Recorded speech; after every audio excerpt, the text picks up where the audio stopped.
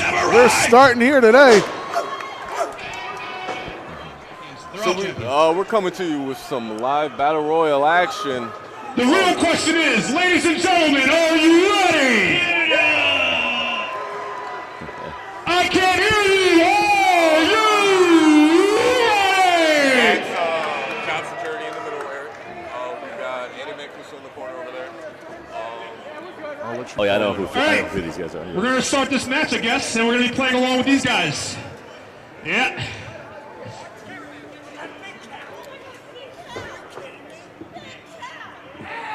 All right, ladies and gentlemen, here we are at the Palisades Center Mall, one of the largest malls in America, for one of the largest battle royals we've had inside a mall in professional wrestling history. And we're underway. We've got music by When Thieves Are About from Manic Cat Records. My name is Eric Albert, and next to me is Betty Montalbano. Joining with us on commentary is... Yes, I'm Chris Bohemus here as well on commentary. We are, as you said, in West Nyack, New York, in the Palisades Mall, and we have it underway right now, this Battle Royal, to kick off our ACW show. And we got a whole bunch of action taking place right around the corners, as to be expected. Battle Royals, of course, start with every single competitor in the ring, and a winner is not decided until there is only one man left. Of course, same rules apply where you must fall on the top rope. There is one less man in the ring right now. Elimination's underway, of course, as now it's, again, the rules state that you must be thrown over the top rope with both feet touching the floor to be eliminated. And as we mentioned previously, last man standing will win the Battle Royal here, opening our show this afternoon. That is right. And I tell you what, looking in the ring right now, I can tell you my dark horse to win this is actually Marcos, the albino gorilla. After the showing he showed us on the last show, he came out, he was wrecking havoc. And what better match about havoc than about a Royal? Sorry to say, but Mancuso goes over the top rope. He's eliminated, and we're down to just barely over a dozen right now as we see another almost elimination. Job security saves himself. Ryan Clancy was the first gentleman eliminated from this match, by the way, just in case you missed it. Of course, we have some more action taking place in the corner as Timothy Theory looks to set an elimination over the top. We got a referee watching right now, sending the cat in the back there, and now Theory trying to make an elimination, but we've also got another. And both feet touch the ground. He is out. Have another elimination, of course. We are down to, like we said, just about 12 left here. One member of Job Security still remaining in the contest. We got both members still remaining in there right now. I apologize. No, you're right. They have a big advantage because out of everybody in the ring right now, that's a two-man unit that cannot be broken up. No, absolutely not. It's always ideal when you have friends in there to help you in these situations. I mean, until they're no longer your friends. This is a battle royal, and the winner does walk away with a fantastic prize. And it looks like we got one more elimination. Yes, further over towards where our musical act is playing, and another elimination taking place right over here in front of us. But that was Conway that just got taken out. The ropes we go. We got back and forth action over here on the apron. We got two men splitting out, plugging it out. See who's going to win it, but they go back in. Getting a little frenetic, but Prince Akanattan with a triple splash in the corner as he takes advantage. And we see another elimination. Job Security yet again looking to take advantage of their two-on-one multiple situations. Hold up, he's been eliminated from the match already. Let's go get him. He shouldn't be here. What are the referees doing? This gentleman should be escorted from the arena. He has been eliminated from the match. I came here to ACW to make sure that the officiating was going to be fair and just, and here we have a gentleman in the ring that is not adhering to the rules.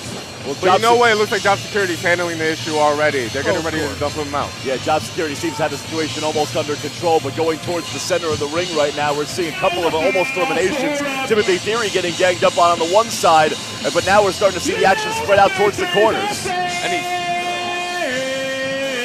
I was going to say, Marcos needs to watch out right now. He's got someone who's coming up right behind him, but no, it's going to be in the other direction as we see finally a second elimination of Job Security celebrating. They're taking out the trap. But look at that. Like I said earlier, you got that unbreakable bond. They're getting ready to pounce on everybody else, not showing any signs of turning on each other. They've just opened up shop in the corner. They're just eyeing up their prey at this point. Just lying in wait, as it would seem. Absolutely brilliant strategy, of course, just keeping their backs to the turnbuckle and now as they watch everyone eliminated. And with that, we are now down to 8. The Elite 8 remaining here as Job Security, of course, in the best position possible, so it seems right now, taking advantage of another 2-on-1 situation here in the corner near us. I tell you what, Eric, after watching the action go on right now, who do you got? I mean, as of right now, I'm seeing Job Security work together, and they're a fluid unit. I don't see them getting eliminated until it's down to the two of them. And you know what I like about Job Security? They're almost a yin and a yang. You got the big man, and you got all the technical from the other guy. Whoa, Job Security almost in trouble. Oh. And elimination! There went my prediction. Now let's see how the other half of Job Security can do now that they've been split up. Absolutely impressive by Timothy Theory to take advantage. It was a 2-on-1, but neither member of Job Security looking out for the other's back, and now it's down to one member. A little bit less secure right now, I would say. Wow, one more elimination. Low bridge on the other side, far side. Tell you what, they got to be careful. They're leaving Anthony Marcos alone, and he's catching his breath. That's not somebody that you want to let up on. After all, who has the power to take him over? Well, apparently not Job Security, as now the second member has been eliminated, and now we are down to the final 5. Marcos, two big men are now slugging it out in the center of the ring. Yes, we've got the younger Mancuso sitting in the corner right now. Timothy Theory looking to take advantage, but Marcos now has advantage in the middle of the ring with a huge German suplex. That was beautiful. Phenomenal counter coming out of Anthony Marcos. Looking to capitalize even further with a vicious clothesline, and now we are down to 4, courtesy of the albino gorilla. Final 4 here at the Headlocks and Punk Rocks Battle Royal here at ACW. He's holding on, but just barely. And I gotta say, I'm not sure if I like his odds. He is the smallest man left in the ring. Especially now with the temporary alliance of Timothy Theory and Marcos taking advantage. Ducks a double clothesline though, coming back a little bit strong with some fire, trying to make something happen as he's clearly in a bad way, but trying to take advantage. Coming around, he's trying to find something to work with here. Marcos looking to shield himself, but he takes a downward spiral. Timothy Theory, though, on the outside. He's on the apron. He doesn't know where he is. And there's the drop kick, and down goes Timothy Theory. And now we're down to 3. Down to 3, and we are now in a rather advantageous situation for nobody, unfortunately, as we thought there was an alliance, but now we are down to 2. I think your dark horse pick might become the odds-on favorite right now. He's looking a little rested. Playing a little bit too much towards the crowd as Marcos, no nonsense, hand on the throat. He lifts him up over his shoulders, and he's in a bad way. Marcos gonna just do a heave to the outside, and that ends the contest. Anthony Marcos showing why he is one of the biggest threat ACW has to offer fresh off that injury. He just guerrillaed his way through that match. Oh yeah. An absolutely impressive end to this contest. Marcos winning the Battle Royal, again wreaking havoc over the last few months with ACW since returning from injury, and now proving why he should be in a serious conversation for bigger things here in American Coliseum Wrestling. It's almost primal coming out of him. It's natural. He's definitely got cause to celebrate. Take a look around. Yes, close, brother, close. Take a look around. He's got cause to celebrate. He just eliminated all of these people in front. Oh, come on, Marcos. You've already won the match. You've already won the match. You have nothing to prove here. Marcos, no! And down he goes. That will ruin your weekend. A running Death Valley driver after the contest. Unnecessary. I mean, he's showing off to the 4 levels of fans here at the Palisades Center. I mean, everybody here just disgusted right now with the way Marcos has acted. You already won the match, Marcos. You didn't need to do that to the kid. He's showing off to the crowd. I mean, wouldn't you? Look at how many people are here at the Palisades Center Mall. We've got the main level that we're on, and then 3 levels above of fans looking down on the ring. But I tell you what, as the boss of ACW, I never like to see the talent I bring get hurt. Anthony Marcos, he takes things too far, but at the end of the day, I can't argue with his results. Yeah, well, the kid's lucky he doesn't have any severe damage to his neck, able to walk up under his own power. Might be more pride than anything else, but either way, he's lucky to be on his own 2 feet after that vicious assault. Hands down. All right, good afternoon, Palisades Mall. How you guys doing? We are American Coliseum Wrestling. We are so excited to make our debut right here at the mall. And wow, that's a lot of people here right now. But before we start the action, I'm going to ask you all to please rise for the singing of our national anthem. And here to sing it this afternoon, recording artist Ava Ashton. Do we have any freedom-loving, patriotic Americans here today? Woo. Yeah! There's no kneeling while I'm singing. Oh, see, can you see by the dawn's early light what so proudly we hailed at the twilight's last gleaming, whose broad stripes and bright stars through the perilous fight, oh, the ramparts we watched were so gallantly streaming, and the brackets fragile, the bombs bursting in air, gave proof through the night that our flag was still there. Oh, say does that star-spangled banner yet wave? Oh, the land of the free and the home of the brave. And just like the band said, if you want to check out my music, you can go to avaaston.com or Google. Bye. All right. Shameless plugging. All right, with that being said, you guys ready to start the action? Oh, come on, Palisades Mall. Are you guys ready to start the action? Then we're going to kick things off with our opening contest this afternoon, and it is scheduled for one fall. One fall. Introducing first, hailing from South Plainfield, New Jersey, weighing in at 205 pounds, he is an NCAA All-American, Ray Jaz.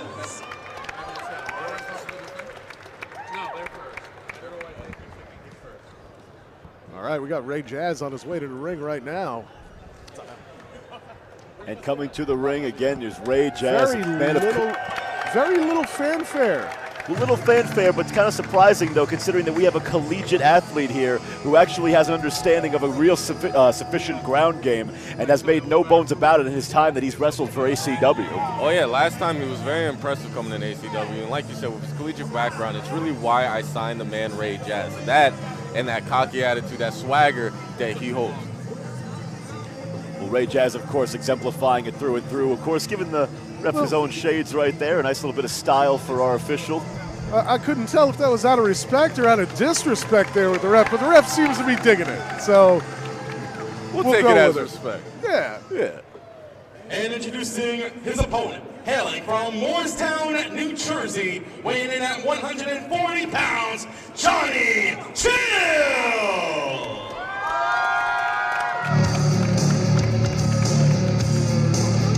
Now, this is a new face to ACW, Johnny Chill. And I'm for one, especially, am excited to see what he has to bring against Ray Jaz. Well, Johnny Chill, again, everybody's going to go to the same typical ways of describing a man of Chill's stature, and that is the, of course, undersized, slim nature, looks as if he's a little bit too small for the game, but do not let his appearance fool you under any measure. Of all metrics that you can measure skill by, Johnny Chill fills all the boxes and checks them all out in spades for someone not just of his size, but those of anybody larger than him as well, to a considerable degree. Crowd's really getting behind Chill on his debut here at ACW, slapping hands with the fans, getting into the ring, trying to get this action started. Well, Johnny Chill, of course, again, he's able to make sure that everybody needs to see exactly who he is. It's not just because he's got the flashy attire, but also because you're going to find out shortly that the skills that he possesses are ones that are going to make your eyes pop pretty significantly. Hey, you bring up the trousers. I mean, both men, they have their own style, and right now we're about to see the clash of styles. Absolutely, your typical bout of your high flyer versus your ground game as we get underway here. Ray Jaz, again, looking to our timekeeper. Not exactly pleased with how the bell was rung there, but of course he's going to come right back over to Johnny and, of course, focus his attention where it should be. Oh, you can't let your eyes off your opponent at any point in time. Which is exactly what Ray Jaz is doing right now. He's playing up to the crowd, flexing. Yeah, we seem to have a bit of a flexing contest. All four stories, of course, getting in on the action here. But Ray Jaz, again, using that 60-pound advantage early with that nice heave right to the ground and already taking control. So, Eric, what do you say that Johnny Chill has to do in order to take Ray Jaz out tonight? Put on about 40 pounds. Well, let's not think long term. Let's think the short term. How is he going to get one over? Oh, he's going to have to outquick him and outthink him. Well, it doesn't look like that'll be the case right now as we see what seems to be a test of strength immediately into that hammer lock in the front there, front face hammer. But, of course, Chill reversing that nicely and regaining his footing as Jaz comes in, of course, and he gets tripped up there, going for that cross on the leg there and trying to pin down Chill. Nice reversal right there. Got him into the arm bar. Yep, Chill, of course, taking full advantage of the time that he has right now. Must take advantage of every second as, of course, Jaz has the weight advantage. He used that weight advantage to push him back into the corner there. Exactly right now. Jaz, of course, going for the whip, and Chill, of course, gets out of the way nicely with that little leap, and, of course, comes over with a nice arm drag. Out quick and out think. That's what he's doing. This is the first time so far that Chill has the advantage, and he did it by utilizing his speed to get over Ray Jaz. And now Jaz is in control again now as, of course, Chill was trying to keep Ray pinned, but, of course, Jaz throws him into the ropes. Chill, though, able to deflect that attempt of a lift right there, and now Jaz is getting flipped himself over to the ground, and now he has to regain his composure outside the ring. I mean, it's a smart move. It's a smart veteran move, in all honesty. When things start going your way, take a breather, get on the outside, and think about how you're going to change your game. Well, it's good to see that Jaz is taking advantage of those veteran tendencies at such an early stage in his career right now. Of course, not exactly showing the fans any love right now as he's trying to regain some sort of composure. Johnny Chill, of course, making sure that even though he's got some advantage, he can't be resting on his laurels at this stage of the game. You know, I actually think it's a mistake for Chill to allow Ray Jaz to do that. He should have been on him.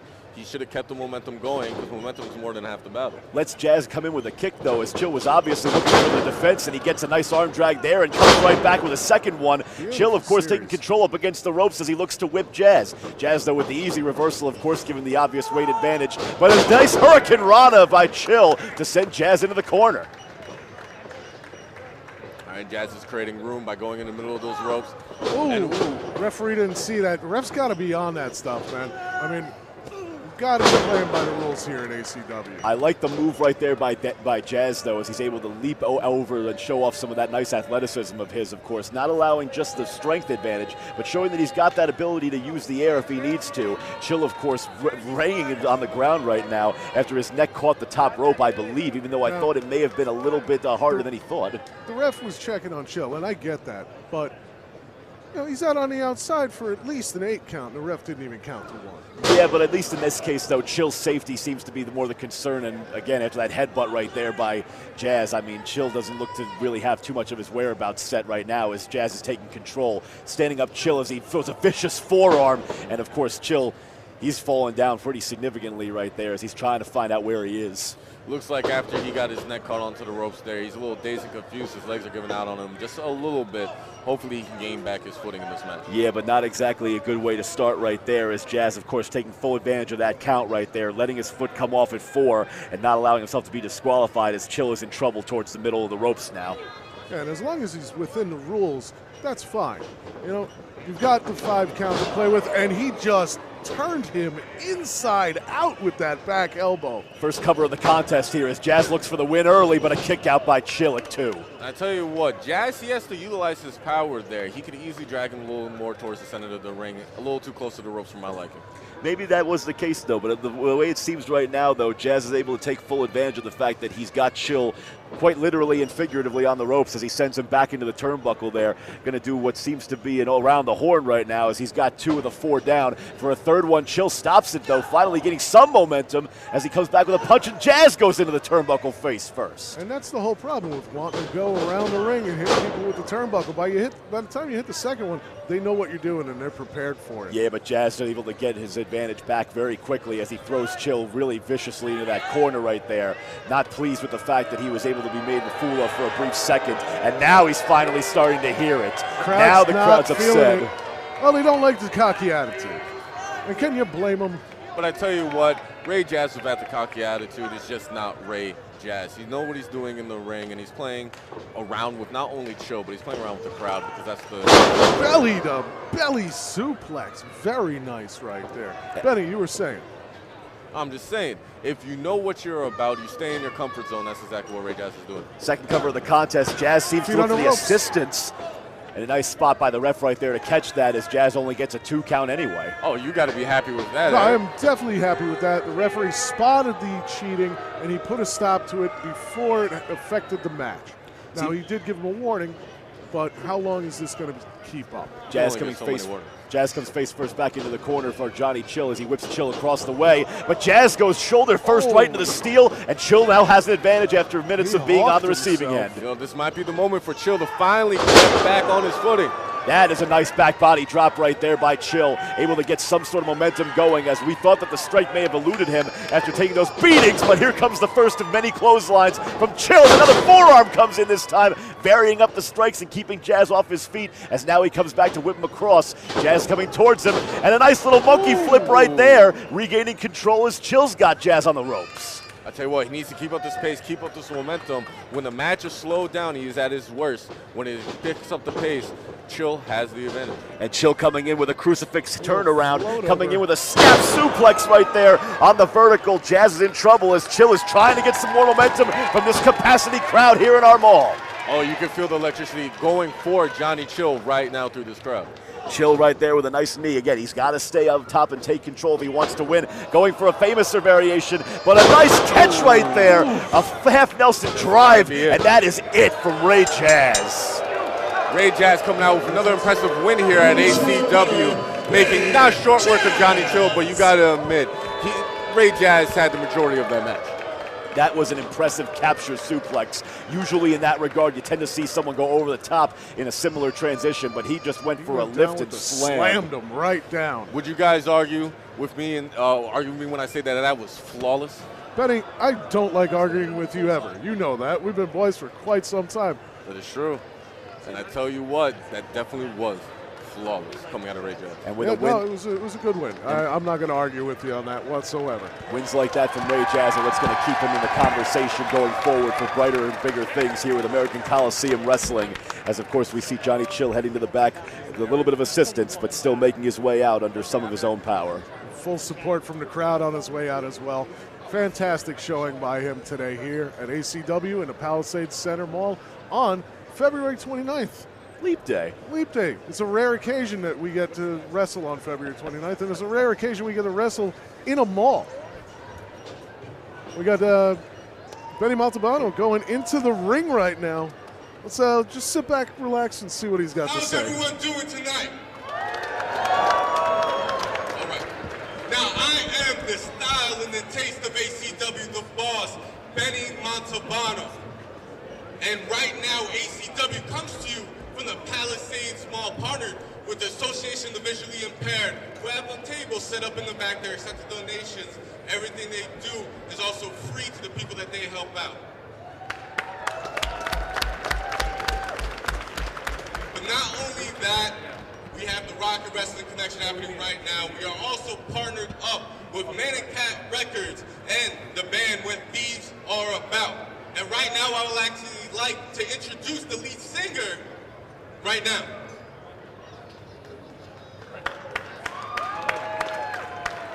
Have him introduce himself. Little Jarrett Strutt right there. How's it going, man? Why don't you introduce yourself in the band real quick? Hey guys, how's it going? I'm Alfredo Diaz. I'm in the band with Thieves Are About, one of the lead singers. We're from, like I said, once again, from Burgundy, New Jersey. Thank you so much for everybody who supported us. And thank you very much for everybody who's supporting here tonight for the wrestling. Give it up to all you guys, because if it wasn't for any of you guys, there wouldn't be any show tonight, so give it up to you guys tonight.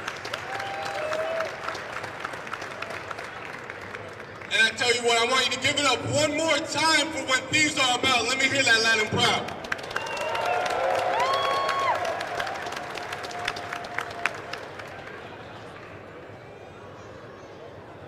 All right, well, I guess we'll let things keep on going and underway real quick. I don't know why the music's not playing. What was that?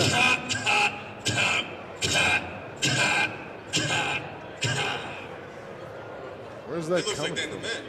Wow. Look where I'm at right now in this mall. How can you people afford to buy anything? There's no dollar stores in this mall, is there?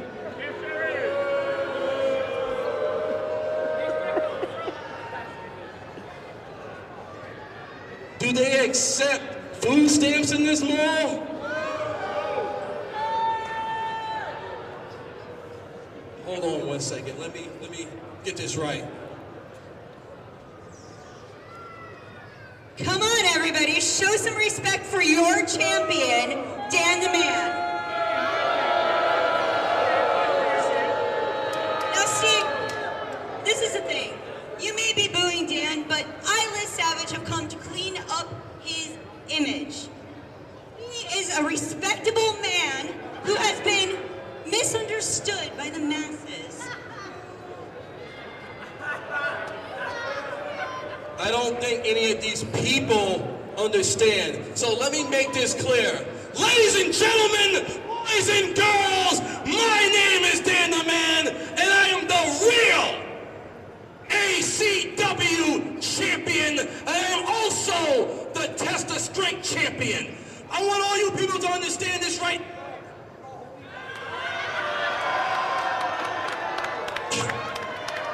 You don't laugh at me, I laugh at you. Shut up.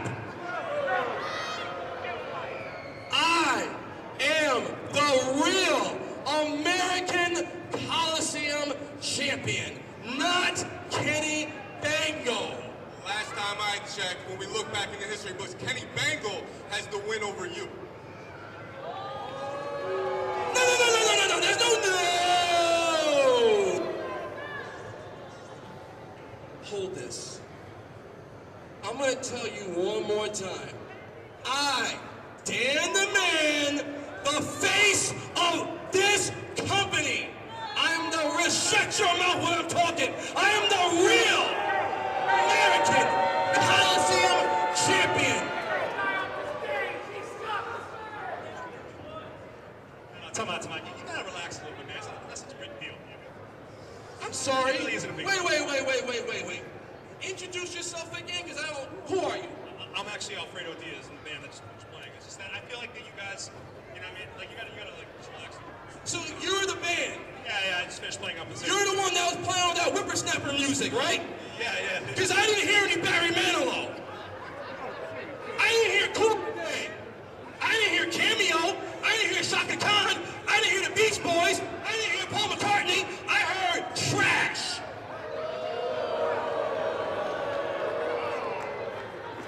I don't know what it is, but doesn't he look like a blind kid was trying to draw Coco Beware? Don't you laugh at me! Don't laugh at me! So you want to be, so now you want to be a tough guy, right? No, I'm just saying. You want to be a tough guy. You think you're funny? Yeah. You think you're a clown? You think you're here to amuse everybody? Huh? You think you're going to do something? You think you're funny? What makes you so funny? What the freak makes you so funny, huh? Huh? Who is this guy?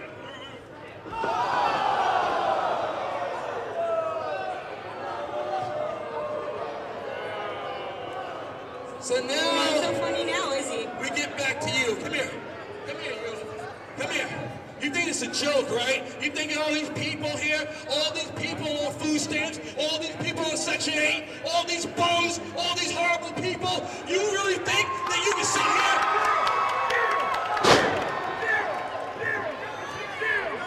Tony Rush is done and tired of hearing Dan the Man talk any longer. Of course, Dan the Man and Liz Savage and Dan the Man taking full advantage of their situation right now and humiliating our lead singer of When Thieves Are About, Alfredo Diaz. And Benny Maltabano is in a world of trouble his health.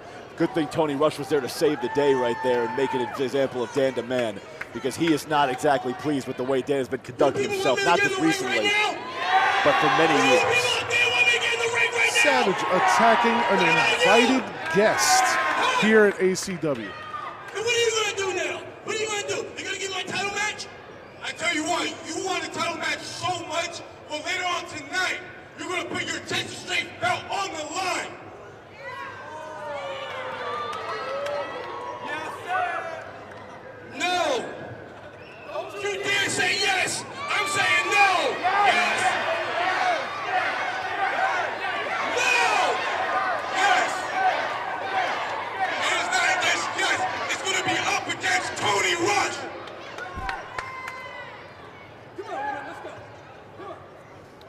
Dan the Man obviously not pleased by the result of that. Tony Rush versus Dan the Man later tonight for the Test of Strength Championship. Looks like we just got a taste of vigilante justice from our general manager, Benny Montalbano. Now setting down a challenge between Tony Rush and Dan the Man, like you said, for the Test of Strength Championship later on this afternoon. And again, not pleased after the way that both Dan and Liz had conducted themselves. General manager Benny taking total control of the situation, and to the delight of all these fans here this afternoon. All right, well, there you have it. We have a title match later on this evening for the Test of Strength Championship. That's going to be a lot of fun. But before we continue the action, just want to let you guys know from the Association for the Visually Impaired, there's also a 50-50 going around. $3, $10, it's $5 each, or an arm's length for $20. Make sure to go over to the table to get your tickets. And there is someone walking around here, I have no idea where she is, but look for her for the raffle tickets. Sorry guys, I came back and I gotta tell you, I'm Right now, appalled by Dan the contest Man. is a six-man tag team match, and it is scheduled for one fall. Introducing first, they are the team of Matt Montana and Tony and Steve, the Down Boys. Matt Montana and the Down Boys coming out first for this six-man tag action. This is definitely going to be a high-paced match tonight, is it or is it not, Benny? Oh, most certainly it's definitely going to be. You got a brand new tag team over to ACW looking to prove themselves up against people that, in all honesty, have already made a name for themselves, all three of them on other teams. Got some guys coming out with some nice size.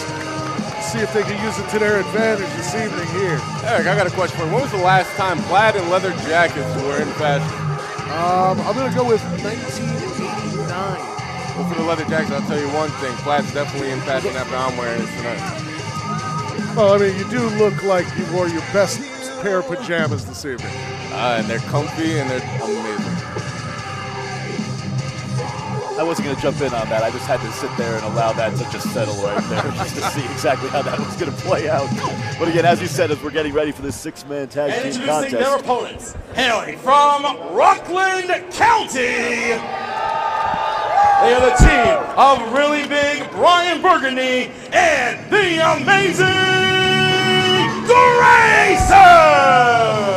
Well, this is your local boy match. Hometown heroes. They went to high school together. They grew up together, and they're out here ready to prove why they are mainstays at ACW. Really Big Brian Burgundy, and of course, the amazing Grace.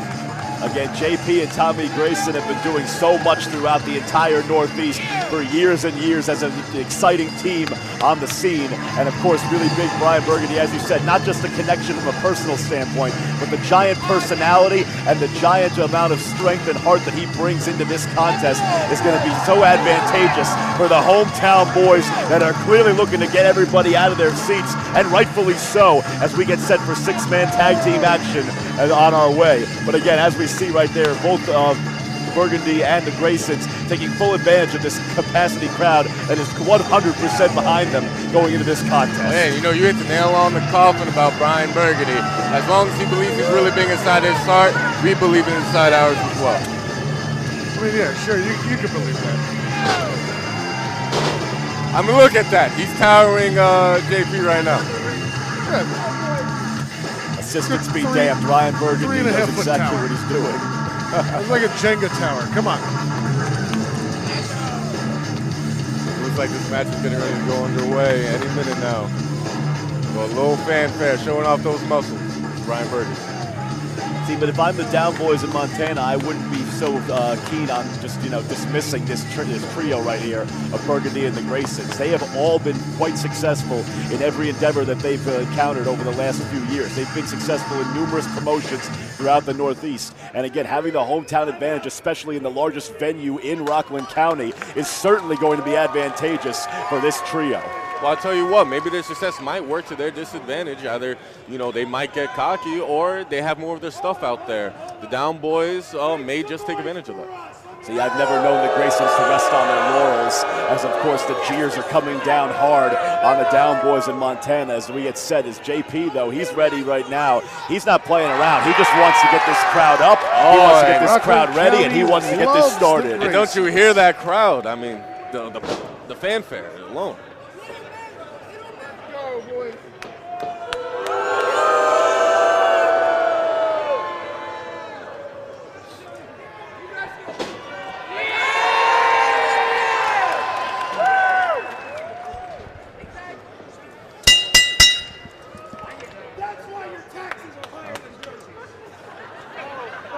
We are now underway as we see again JP Grayson, the fan favorite right now of the three, clearly making his way around the ring.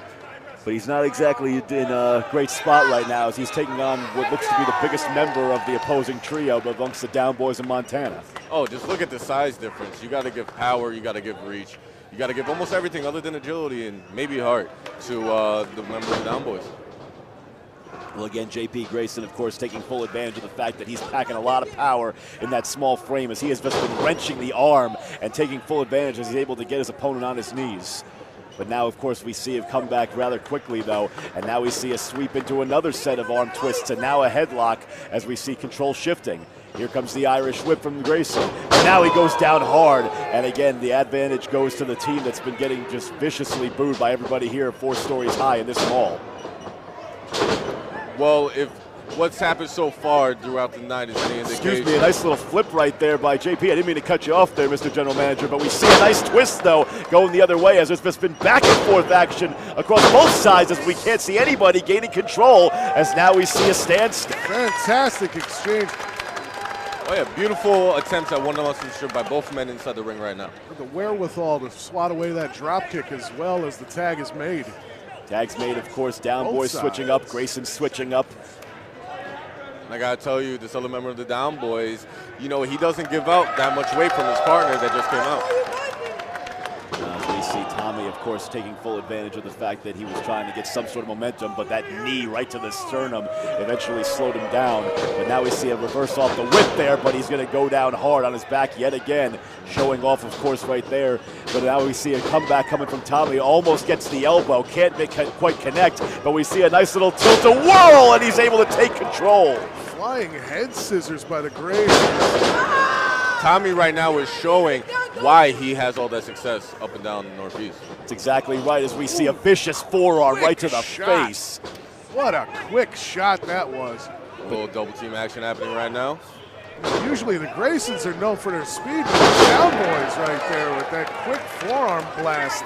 That was a nice escape, though, as he was able to turn himself off from that back suplex and get the tag to Brian Burgundy. Double elbow takedown right there as the hometown boys are taking control, as now we see a wheelbarrow leg drop from Burgundy. Here's the cover, first of the match, only a 1 count though. It's going to take a little bit more than that to put the down boys away. Tell you, RB3 and the Graysons, they got some fluid work right here. They seem to know how they work together. Well, like I said, they grew up together, they went to high school together. These guys are practically brothers. And there's that example right there of how quick this match can turn in their favor for the hometown boys, as we see 2 arm drags and a Hurricane Rana, and now going for the throw outside the ring as we see advantage clearly with the Rockland County hometown boys. No, how big Brian Burgundy is no surprise that ring wasn't big enough for the both of them. No, absolutely not, as now we're seeing something taking place here, looking for the dive, but a vicious clothesline as Montana evens up the score right here and puts down Burgundy. I tell you what, that may have been vital to the match. It stopped all the momentum that Brian Burgundy had. But see, there's the brilliance right there by Montana. Not only does he hit that clothesline, but while the ref's looking outside, he's able to cut the ring in half and bring Burgundy into the corner. And now really big Brian Burgundy's in a bad way with 3-on-1 as he's heading towards the corner, but now being brought to the middle for a long stall suplex and a vicious drop right there where Burgundy is in trouble. And you know what? Just on that topic of cutting the ring in half, Eric, you're no stranger to tag team wrestling in your days. What would you say that either team has to focus on in order to guarantee the win? the main thing that Burgundy's got to focus on is the fact that he needs to make it to that corner. And for him, the man of this stature, it is more difficult for him to get across the ring. It takes more steps for him than it does for the down boys. And, you know, it's an insurmountable task at this point, I'm seeing.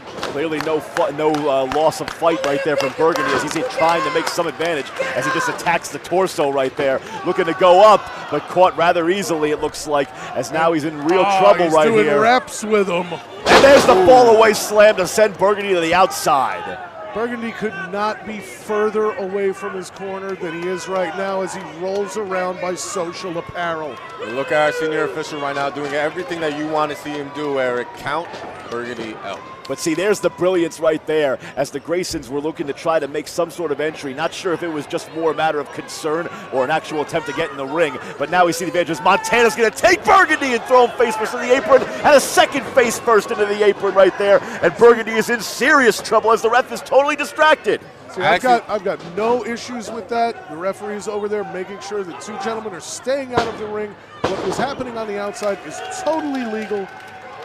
Initial advantage, though, didn't seem to help them in the end there as the ref was just far away enough for Burgundy to barely kick out at 2 there of what looked to be at least a 4, if not 5, had the ref been paying attention.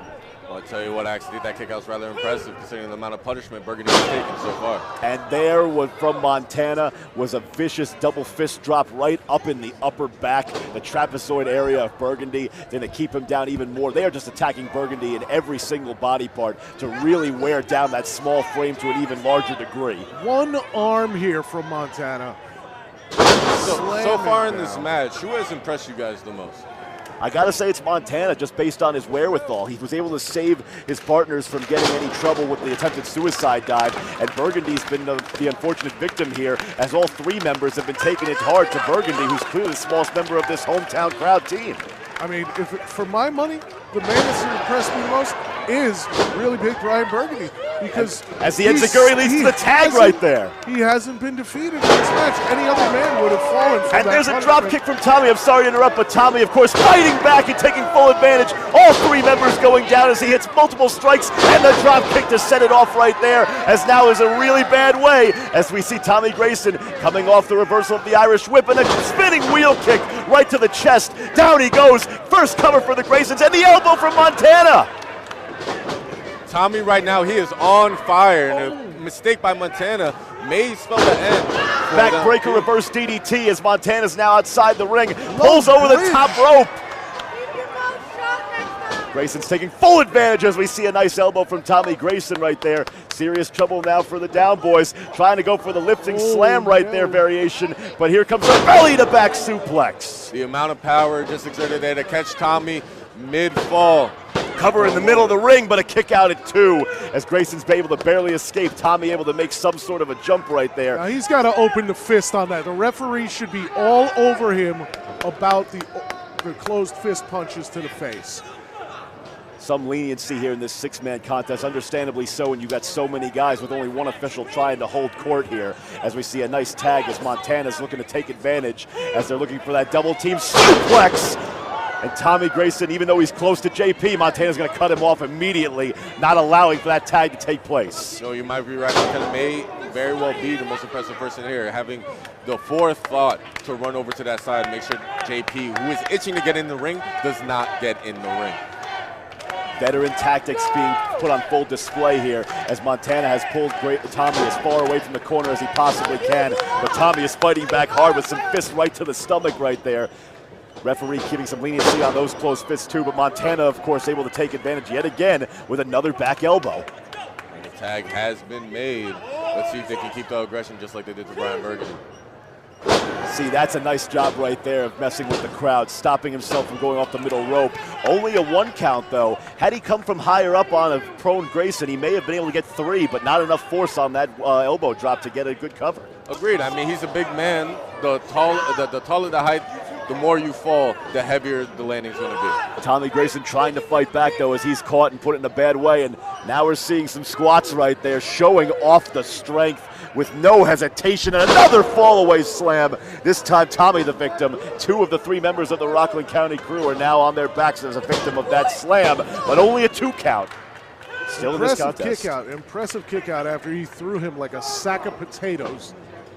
Well, I tell you what, the hometown boys right now are showing a lot of heart against the down boys. A lot of heart, but Montana now in the ring as they cycle those tags, him and the down boys. Tommy Grayson escapes, though, off of that powerbomb attempt as he's going to get a Hurricane Rana into a tornado DDT. Beautiful DDT. That's gotta hurt. Straight to the chrome. 3 full spins, a 1080 right there, and Montana is in a bad way as he is clearly dizzy and stunned quite significantly. He tries to make the tag, and here comes Tommy Grayson looking for one himself, pushes off the opponent, and there's the tag to JP. JP, he's been out of action for a minute now, but he is ready. He is firing on all cylinders. Beautiful leg lariat right there. 100% refreshed as JP is now looking to take full advantage. There's a nice little kick to the face, and there's the handspring back elbow. A nice little 2-for-1 right there from JP. He is putting on a clinic right now, using his agility to the best of his advantage. Able to take advantage, though, as he's able to recover nicely from that toss over the top. Gets the punch, looking for the springboard clothesline. That's going to give him the advantage here as there's the cover. This might be it, guys. Only 2, though, unfortunately. Holding your breath right there as you thought maybe that was going to end it. But no, JP Grayson only gets 2, but he is clearly in the driver's seat at this point in the contest. All 4 levels of the Palisades Center Mall with bated breath waiting for the Graysons to finish off this match.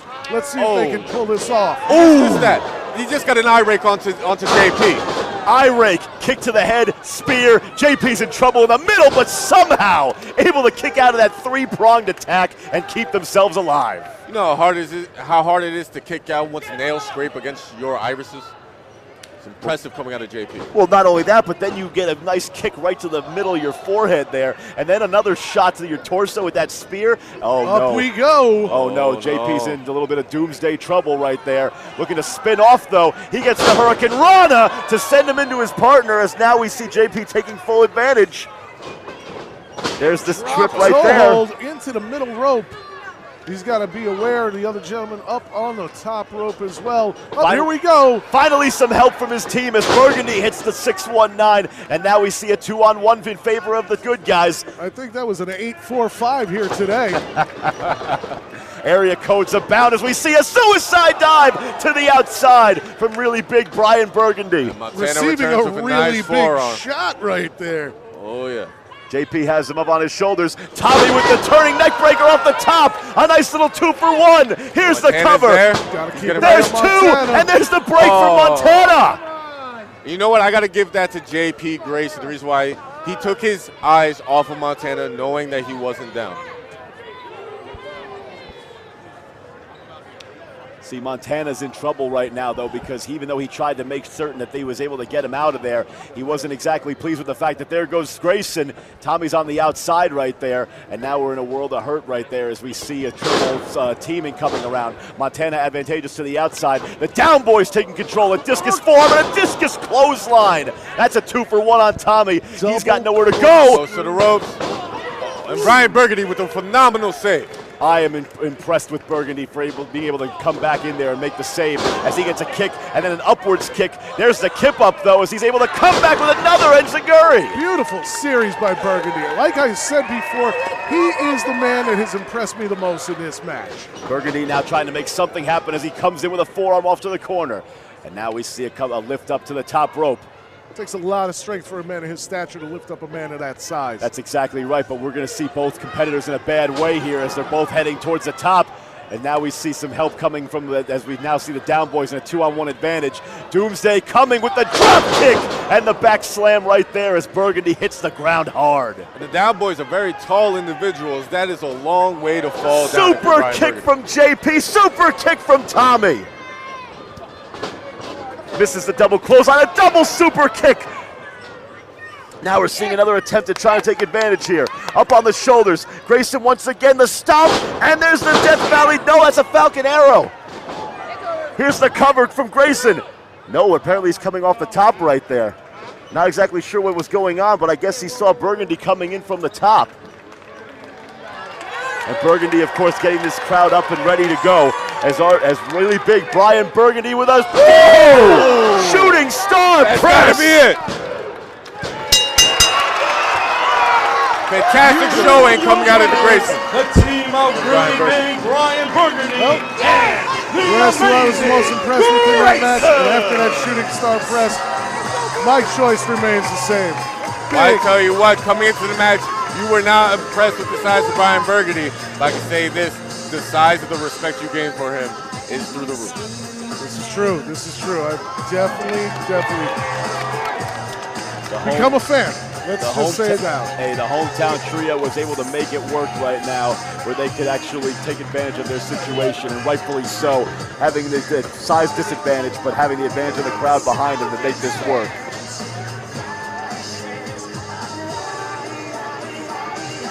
A little CPR going on in the middle of the ring. Thought he needed a little mouth-to-mouth.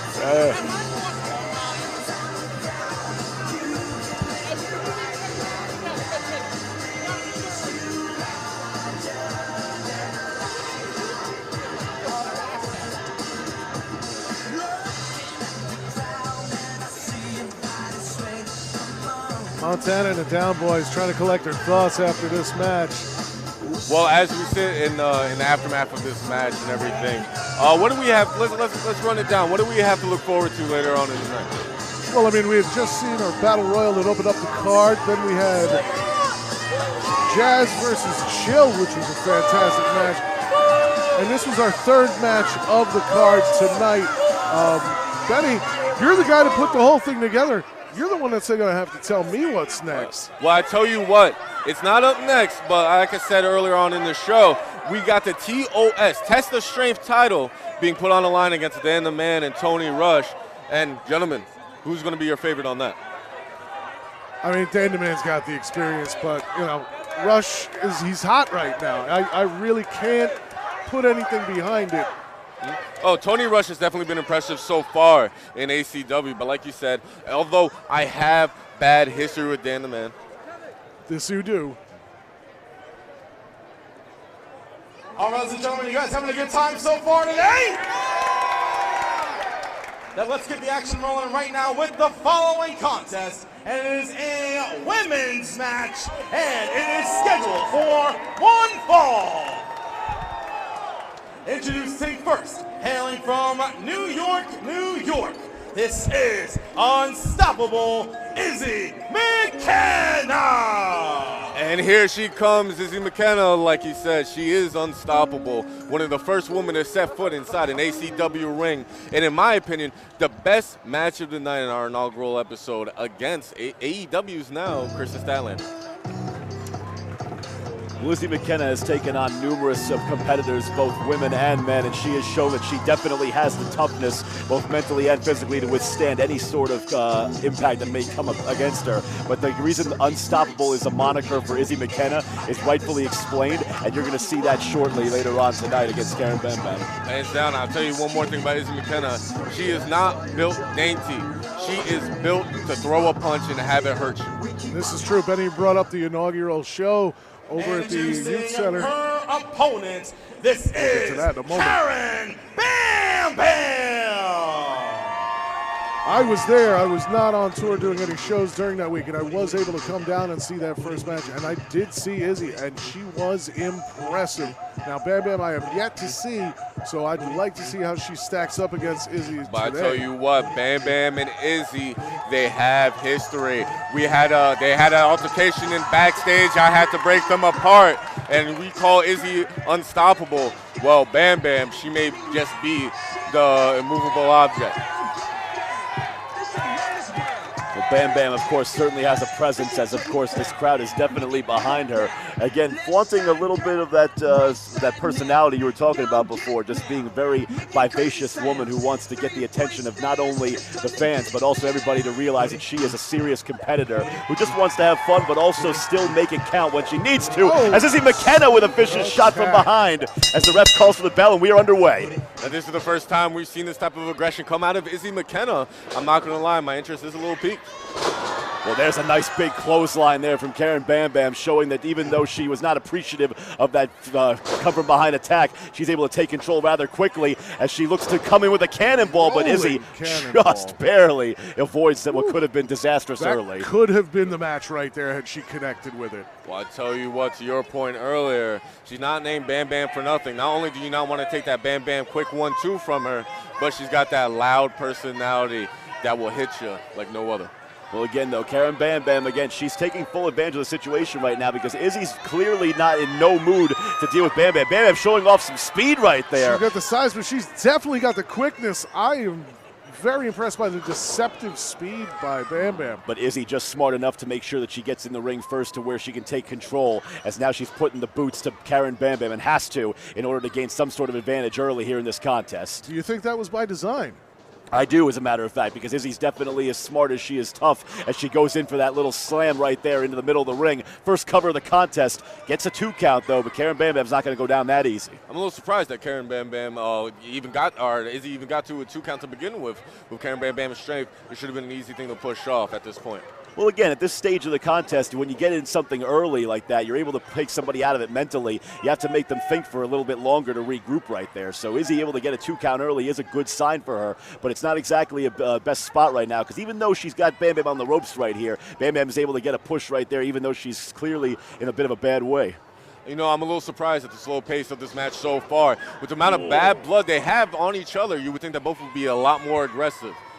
I do, but at the same token, the way Bam Bam's got Izzy in a bad way right now, she's going to set this up pretty harsh for Izzy as she's able to just press her into the bottom rope, and Izzy is in serious trouble early, not just from a physical standpoint, but from with the obvious mental and just humiliative elements right there after that move from Bam Bam. I'll tell you what, guys, that's not a place I want to be in. No, that just reminded me, I got to go to the food court later and go to Salad Works. Well, again, right there, Izzy McKenna taking full advantage of the fact that she was able to recover nicely and quickly after Karen's move. But there's the 2 count again from Izzy. Izzy able to get 2 counts relatively early. We're not even at the 4-minute mark yet, and she's able to get some pretty good covers here. Well, what do you say that does to the mental state of Karen Bam Bam having 2 this early on? Well, it puts her in a situation right now where she has to clearly get out of this situation. I mean, again, Izzy's got the foot on the throat, taking advantage of the 5 count as the ref gets her only to 4. But Izzy's now taking a little bit too much time. She's got to take advantage of the situation and be more mindful, but she hits a cannonball of her own. Ooh, good agility coming out. Alike on that one. Yeah, great agility coming out of Izzy McKenna. Couldn't pull her away far enough, though. Bam Bam's arms long enough to reach the bottom rope there for another 2 count. Good eyes on the ref, calling it the way it should go down. Mm-hmm. Izzy, though, immediately going right to the neck right there with a nice chin lock. Referee, of course, making sure that it's not a choke. Again, just trying to be mindful of the situation. Izzy, though, trying to turn away from the ref there. See, that's smart. Izzy right now is turning her holds away from the ref's vision so that she can't see the arm under the neck right there. That's brilliant strategy from Izzy McKenna. That is smart bending of the rules. And, you know, if you can bend them, go for it, but just don't break them.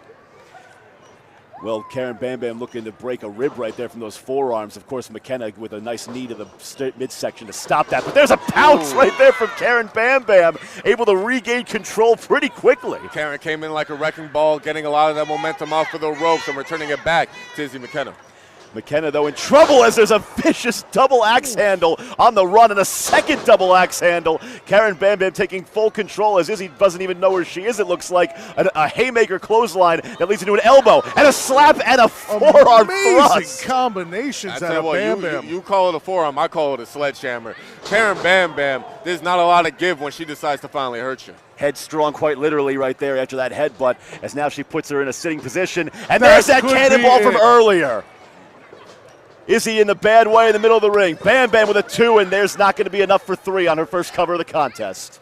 All right, Eric, give me your thoughts on this. What does Izzy McKenna have to do to prove that she is unstoppable in the face of Karen Bam Bam? She's got to find a way to get back up to her feet and absorb these blows that she's taken. I mean, Bam Bam is hitting her with some hard stuff here. But see, that was smart by McKenna, though, able to get a cheap shot in the face while the ref wasn't trying to make the turn right there. She's in a bit of a sleeper hold situation. Bam Bam, though, goes to the turnbuckle and has to be the only way she can break that, as McKenna looked to be putting her in a bad way. If I'm Izzy McKenna, though, I recognize the fact that strategy like that is what's going to help you win this match. At the end of the day, Karen's big, and the way to take her down is to get her off that feet, get her off her element. Bam Bam, though, is setting up Izzy right in the middle rope right there. A nice forearm shot to the upper chest area, but now she's got Izzy in a real bad way as that jumping sit just sends her right to the corner in the floor there. All the weight crashing down on her prone body while she laid across those ropes. That cannot feel good. Bam Bam pulling Izzy enough away from the ropes, you would think, but not enough. Wait. No.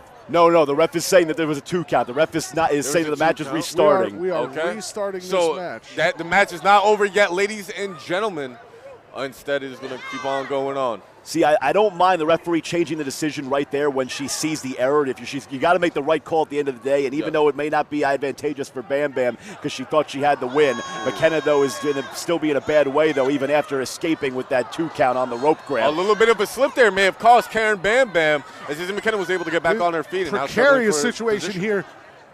Well, McKenna's trying to pull Bam Bam off that rope, but Karen able to push her away with that right foot of hers, although she's trembling a little bit on that middle rope right there. And McKenna comes in viciously with a shot to the back. She's got to be careful. If she goes out, she could go. Oh! Someone the size of Karen is now used to falling down from that high. And this is why Izzy McKenna picks up the 3. I was worried about Bam Bam falling out to the floor. See, that was brilliant right there for McKenna. McKenna was able to take full advantage of the fact that Bam Bam was in a bad way already off the ground. And like you were saying before, when you're coming in from a height and you're providing that advantage already, you're going to fall, and you're going to fall hard. And it was clearly shown with that 3 count right there, with Izzy picking up the big win here in this rubber match. Hands down. And I tell you what, I got to give props to Karen here, although it may be heartbreaking for her. She really used everything God gave her that match. She definitely did. And, the crowd's still behind her. They love her here in Rockland County at the Palisades Center. And she's walking off with her head held high. At least I think she should be. She definitely brought the sauce tonight.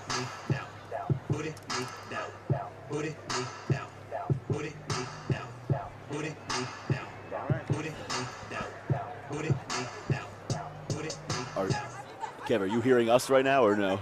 Are you hearing us right now or no? Oh, okay. All right. All right, so before we go to our next contest, just want to let you guys know to make sure to follow American Coliseum Wrestling on our Instagram and Twitter pages, and make sure to tell the world about our experience here at the Palisades Mall, and also make sure to follow us for future dates as well. But for right now, the following contest is scheduled for 1 fall. Introducing first, hailing from Rockland County, New York, weighing in at 260 pounds, Anthony Marco. Now, Benny, this was the match you were looking for here.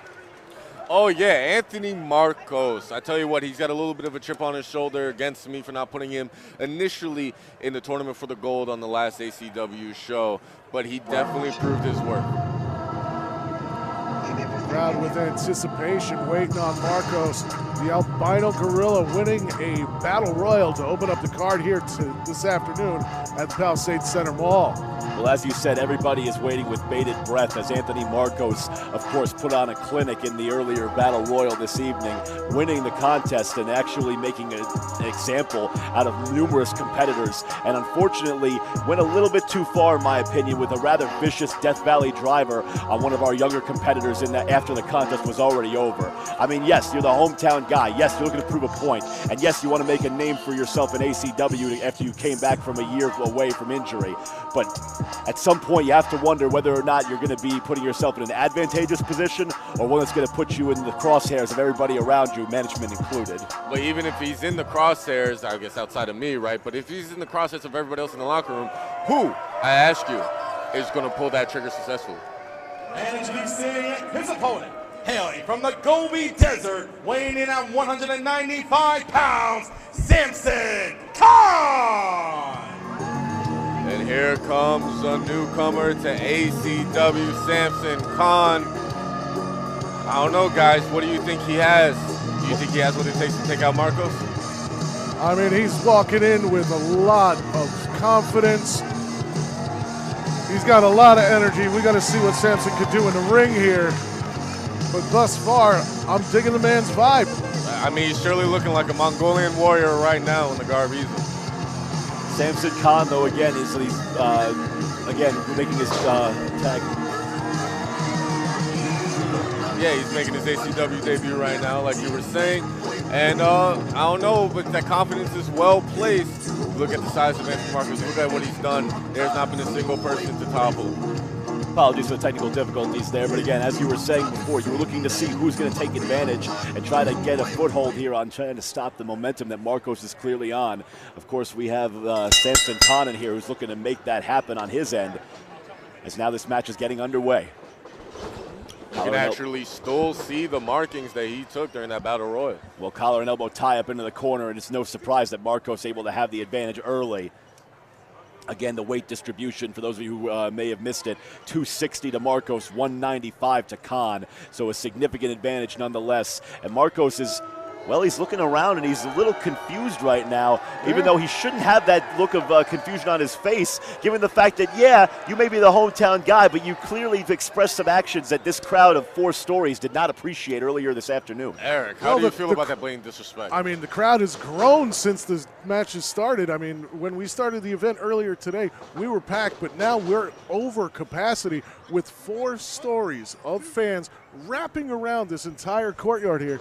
And when Marcos was out here earlier, well, again, Marcos now, they weren't liking him then, and the fans have just grown in number and grown in distaste for him. Well, they've also grown quite a bit to see how Marcos was able to not exactly put himself in a good situation afterwards. He tried a cheap shot. Beautiful knee and then a double chop. That was a nice jumping Mongolian chop right there from Kahn. Is now a vicious kick to the upper spine right there of Marcos. That's going to be one that's going to really sting real early too. So Marcos already in a bad way. Yet again a second kick in the exact same spot, and Kahn looking to keep up the momentum and all the pressure. Here comes a running drop kick from Kahn as he's able to get Marcos on his back for the first time in this contest. And Kahn now looking to do another maneuver off of the ropes, getting some momentum and an elbow drop there. And Kahn is not slowing down as he goes for that cover. First one of the match, but only a 2 count. I tell you what, there's a lot of impressive stuff coming out of Kahn, but this might be where Marcos is at his most dangerous. You corner an animal, he's going to come back swinging. Marcos, of course, tried it right there with that over-the-top clothesline elbow-looking combination. He's able to get free, though, as he's able to whip Kahn into the ropes. Ducking the clothesline, though, is Samson Kahn, but now he's in a bad way. That's a rough spot to be in when your neck drapes right across the top rope like that, especially when the force of someone that Marcos' size does the drop. And there's that clothesline. Ow! Did you see how Kahn's face went right into the canvas right there? I did. I wouldn't be surprised if there's a marking of his face on the canvas at this point. But that was vicious. Marcos was able to hook his arm enough on the clothesline to get Kahn parallel to the ground and then just fall face first. And overhead, belly to belly. It's nonstop follow-up coming out of Marcos. So power move. There's a lot of damage on that body of Kahn. You know, you try to keep your emotions in check when you're calling a match here, but after those 2 vicious shots from Marcos on Samson Kahn, it's been really hard to do so. It's a 3rd one. I mean, at this point, we're bordering sympathy. There's no way that Kahn cannot be feeling this. I mean, Kahn was doing well earlier in the match. He was placing those shots with those kicks right in between the shoulder blades. And when you do that, you set up for some Come on, Marcos. Yeah, but Marcos just sent a chill up the spine of everybody in here after watching Kahn just take those vicious shots to his own spine after getting those 2 over-the-top belly-to-back suplexes. Now here comes a back suplex, and yet again, Marcos is going for the spine. And there's the cover right there for the 2 count. Kahn just barely able to kick out. But Marcos clearly not appreciative of those shots to the spine earlier in this context, and he's making Kahn pay tenfold in those same exact spots. Oh, yeah, those kicks will sting, and they'll leave, pins and needles in your back for a little bit, but they're not going to make you feel all that bad for the duration of the match. And I think it was a wake-up call for Marcos. Exactly, and now we're seeing the shots to the torso here. Just the entire section of Kahn is in a bad way, as now he's been forced into a crumpled heap in that corner. As Marcos, yet again, a double kick right there. Kahn tried to break free, but his foot wasn't long enough to reach Marcos, as Marcos puts Kahn back in the corner, taking advantage of that count, though, as the ref only gets to 4. I tell you what, there's been nonstop aggression coming out of Marcos on Kahn's torso and back. Eric, how do you think Kahn can defend himself in those areas? I don't know, but that looked to be a matter of just pure adrenaline right there. He's able to get the kick right in Marcos' face, but to no avail as as Marcos tries for the slam. Kahn, though, able to get off, missing the chop, though. Marcos has him in the corner again. Avalanche. And Kahn, unfortunately, has nowhere to go. He's just staying up from instinct, it looks like, more than anything, as Marcos comes down hard with 2 fists right to the top of that skull. Kahn in a bad way in the middle of the ring. 2 count only, though. Marcos, though, seems a little bit relaxed coming off of that cover for whatever reason. I'm not entirely sure. You know, the resilience of Kahn to stay in this match is impressive. Oh, yeah, and you got to tell you, Marcos, he's definitely feeling himself. Not only taunting his opponent, taunting the crowd. Wait, hang on a second. Is his forearm underneath the chin there? Is that a choke? I think that might be a choke. The ref should be getting in there to check on that. Oh, hands down. There Well, you he's go. staring straight at it. Kahn's able to break free of what may have been a questionable call there with 2 elbows, but Marcos not having any of that momentum as that forearm just puts Kahn right back down again. I'll tell you what, though, like you said, the resilience coming out of Kahn is impressive in its own right. Struggling to his feet. Yeah, Kahn's just clawing for something, anything to try to get some sort of semblance of anything against Marcos. Beautiful block. Finger lace and a chop. That's a pretty impressive finger lace, as now it seems to be just some sort of quickness. That's We're all walking of a the sudden. ropes. A little old school coming Look out. at the balance. Are we turning the corner? Well, I don't know if we're turning a corner just yet, but there's some advantage coming Kahn's way at the moment with that vicious chop right to the back of the cranium right there. Marcos is in trouble as the kick just sweeps him right from underneath. Well, we're definitely turning a corner, and who's got the advantage in this match as Kahn takes it to Marcos in this. As now we see a 3rd leg sweep right there. And that's, I was going to say the left leg of Marcos is starting to look pretty rough right there, as Kahn was able to get 3 kicks and a 4th kick right now. And then just to your point, that's what I want to see out of Sweep Kahn. the leg, Connie! Ooh. Work those legs. Take the base of Marcos's power out from underneath him. That's how you're going to win this matchup. We all know that trademark of a vertical base being put to rest right now, as Marcos has been taken down and taken down hard. And, of course, Kahn right there coming in with a chop off of the ropes as he's looking to put Marcos away here, trying for – well, he's going for the high risk right here. I'm not sure if he should be doing this. Calling for the death blow. But do you think this is going to be enough to take out the guy who's had 80% of the offense in this match? I mean, he did have to fight. But there's Marcos right there. Marcos wanted none of it. Marcos knew that he couldn't counter what was coming, so he had to go for self-preservation and able to roll out of the ring to buy himself some time. I mean, he's smart in that effect. He did have to fight 10 other men in a battle royal earlier this afternoon. That's very true. And you know what? I actually don't like what Kahn just did there. I think although Marcos was outside of the ring, Kahn was still on the top. Marcos was definitely not safe. He just needed a little bit more bravery. Yeah, but you can't let Marcos by all this time. I understand that Kahn's got a good sense of pride by actually being the one to challenge Marcos to man up and get in the ring. But he's allowing Marcos to regain his composure, regain his stamina, and regain his position as the top dog in this match, which is not ideal. He's outside the ring and he's walking away. Marcos may have had enough this afternoon. I mean, 10 opponents earlier, 1 now, and on his way back. Kahn not fooled, though. Kahn able to make sure that he's got his eyes on Marcos the entire time. But Marcos choosing to fight his own battles, it seems like, here in ACW. I don't know what to say. It's a little disappointing. Here is your winner via countout, Samson. Kahn victorious in his debut here in ACW. Wasn't a pinfall, but he'll definitely take the victory over Marcos. Well, it still counts in the record books, but Marcos is definitely someone who is clearly looking to make sure that he's not only able to have himself fight for another day, but make sure that he's the one who's going to still be on top in his own mind. It may not show it on the score sheet, but at least in his mind, he still sees himself as the top dog after this contest. Oh, yeah, and if I'm Kahn, I'd be very careful because knowing Marcos. Wait, hold on. No, I'm not done. I'm not done. You're not done. You just went out via count out. You chose not to be done. Hey, I heard there was somebody out here tonight. On this beautiful Saturday, in a mall full of these ugly people.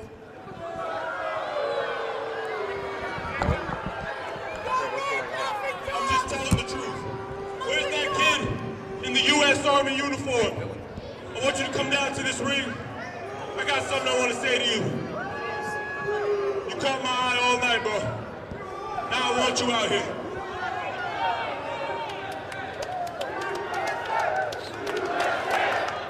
USA. USA. Come on, Eric. USA. USA. I'm not chanting on commentary, Benny. Come on, have come some on. respect Where's for your yourself. American pride? I have respect for the country and myself. That's why I won't be chanting on commentary. What's your name? First class, Willie Payne. Private first class, Willie Pena, right? Okay.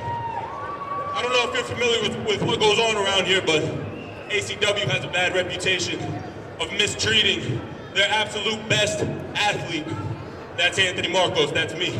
You know me, they now know me, they all know me.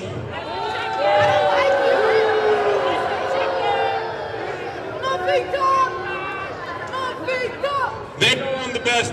That guy right there knows I'm the best. And you, I know you know that I'm the best, so go ahead and tell me, and tell these people that I'm the best. I don't think you are. That's just me. You don't think I'm the best? All right, well, you know what? You got the uniform on. You know, you're a good-looking young kid, man. You've got a lot of potential. You've got a great future, so I just want to shake your hand, man. Show of respect coming out of Anthony Marcos. That's a first.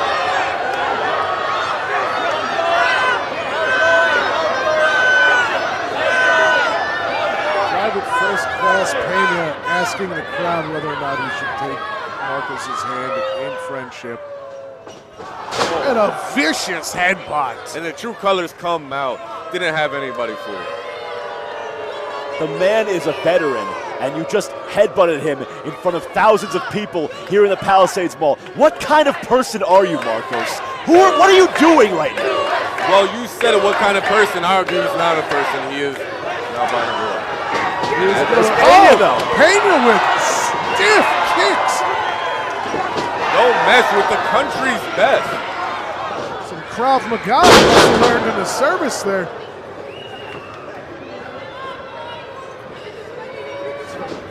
No. Do Come not on. do this. Come on, Marco. Come on! This man is not a professional wrestler. He's an animal through and through.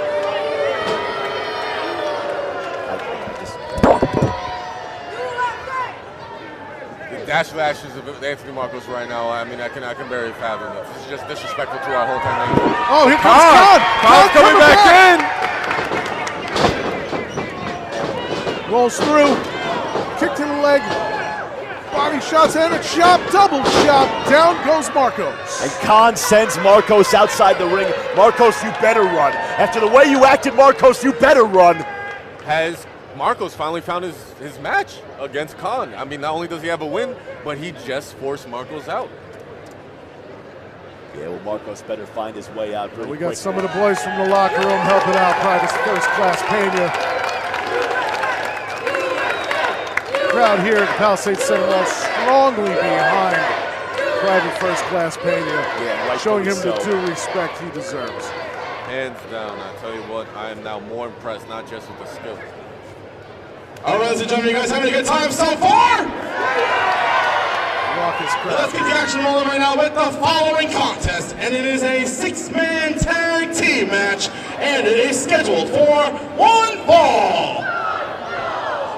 Introducing first, they are the team of Nobody's Better Than Michael Mistretta, the Voodoo God Bonez, and Sebastian Josta.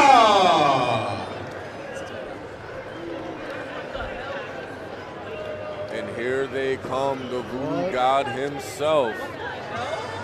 The crowd seriously confused and befuddled by the Voodoo God. You said it perfectly. It came straight out of your mouth. The Voodoo God, he's definitely an ominous figure here in ACW. It seems to be a rather odd trio, to say the least. Still an effective one regardless, though. I mean, we shouldn't be counting them out just because they may look like a bunch of misfits to the untrained eye. These three are able to make something happen, and we're going to find out exactly what they're going to be able to do in just a short moment. But again, Mistretta, of course, seems to be the one who's trying to lead them on, essentially, as he's really the one who's trying to make sure that everybody knows exactly why he's the one that needs to be looked at right now. You know, I'm sorry, I'm a little mesmerized by the Voodoo God. He's wearing ropes. That's gotta hurt. Introducing their opponents, They are the team of Gabriel Baez, Ray Pittman, and Ryan Clancy.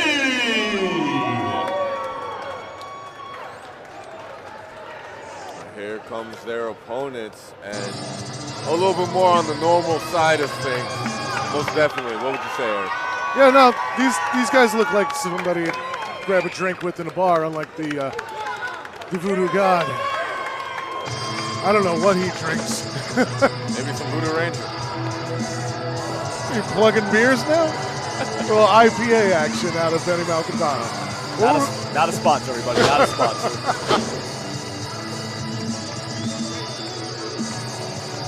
Well, I tell you what, there's 6 able-bodied gentlemen, and they're getting ready for this action. Exactly, and Pittman and Clancy, of course, 2 of the 3 on the opposing side of Mistretta and Joe Starr and the Voodoo God. I mean, they're trying to make something happen here early and with some sort of an impact, because they need to make certain that they can get everybody to realize that the more this match goes on, the advantage goes in the favor, I think, of the Voodoo God and Mistretta and Joestar, just because with the uniqueness of that bunch, there's really no reason why you would want to allow that to continue any further when you're not exactly sure what's going to be coming from any of those 3. Well, we got Ryan Clancy in a ring right now, just exiting out. And he would be the freshest man that already competed today, as he was the first eliminated from the Battle Royal. Yes, but Clancy is, like, as you said, he's the most refreshed, able to get that quick tag out, though. But, of course, as we see, Joe Starr is able to take advantage in the corner right there. It'll be interesting to see what both men can bring to the table. Like you said, one was the first man eliminated from the Battle Royal, but they haven't really had a chance to showcase all their skills. Well, see, there's the reversal right there, and Joe Starr goes down hard as we see the advantage going towards the good guys here, as Pittman and Clancy on the outside are just making sure that they can be ready when they need to get tagged. And here comes Pittman right there off the tag. Pittman, of course, going to the middle rope, looking to make advantages right away as he hits that double axe handle right on the arm. And now he will take control on the other arm now, as he's just working the upper limbs right there of Joestar. I'll tell you what, this is some beautiful tag team action going on right now. The team of Pittman and Co. are really kind of putting on a clinic. See, and there's that quickness right there. Pittman, Clancy, now the 2 of them taking full advantage of the referee's count and able to keep this cycle moving so that they can stay on top and not allow the opponents to get any sort of advantage whatsoever. Yeah, you definitely want to have that revolving door of tags in that corner, especially when you have 2 different partners to go with. Well, speaking of different, here comes the Voodoo God off the tag, and Clancy is now in the corner, surrounded by Joestar and Mistretta, and he is not in a good way at all. Voodoo God with that rather unorthodox hold on the left arm there, as he's able to bring Clancy to the middle of the ring. A bit of a turnabout being fair play here, as we're trying to see something. Knee to the back. Mistretta gets a sneaky knee to the back of Ryan Clancy, but Ryan Clancy showing some work on the fight back. That was an amazing trip right there by Mistretta. You don't see that very often, where you're able to come from behind and get a frontward trip like that with that capacity of that ankle kick. But Clancy goes down hard in the middle, and the Voodoo God is raining those elbows on that right trapezius muscle, and now going into a headlock. Well, I tell you what, one thing that makes this headlock actually more dangerous than the average one is, once again, those ropes that the Voodoo God is carrying is grinding up against the skin of Ryan Clancy. Expect to see some marks.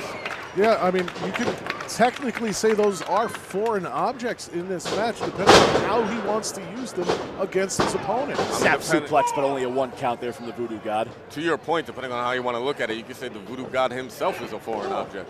He's a little out of this world. Rather witty play right there, as we see a tag coming into Joestar, who's again not letting up at all, as Clancy is rightfully surrounded, and now we're seeing the quick circulation of tags as Mistretta makes his way in. And you know, his tight says nobody's better. Well, now it's his chance to prove that. Michael Mistretta, of course, coming in quickly. Again, the fact that he has that frame right there, you may think he's at a disadvantage, but I disagree, as he's able to get the quickness off of that snapmare right there. And then jumping through, of course, on that final collision, only getting a 2 count, though. But Mistretta, you look at the way he's coming in right here, the way he's coming around to that hold right there with that headlock in the middle of the ring.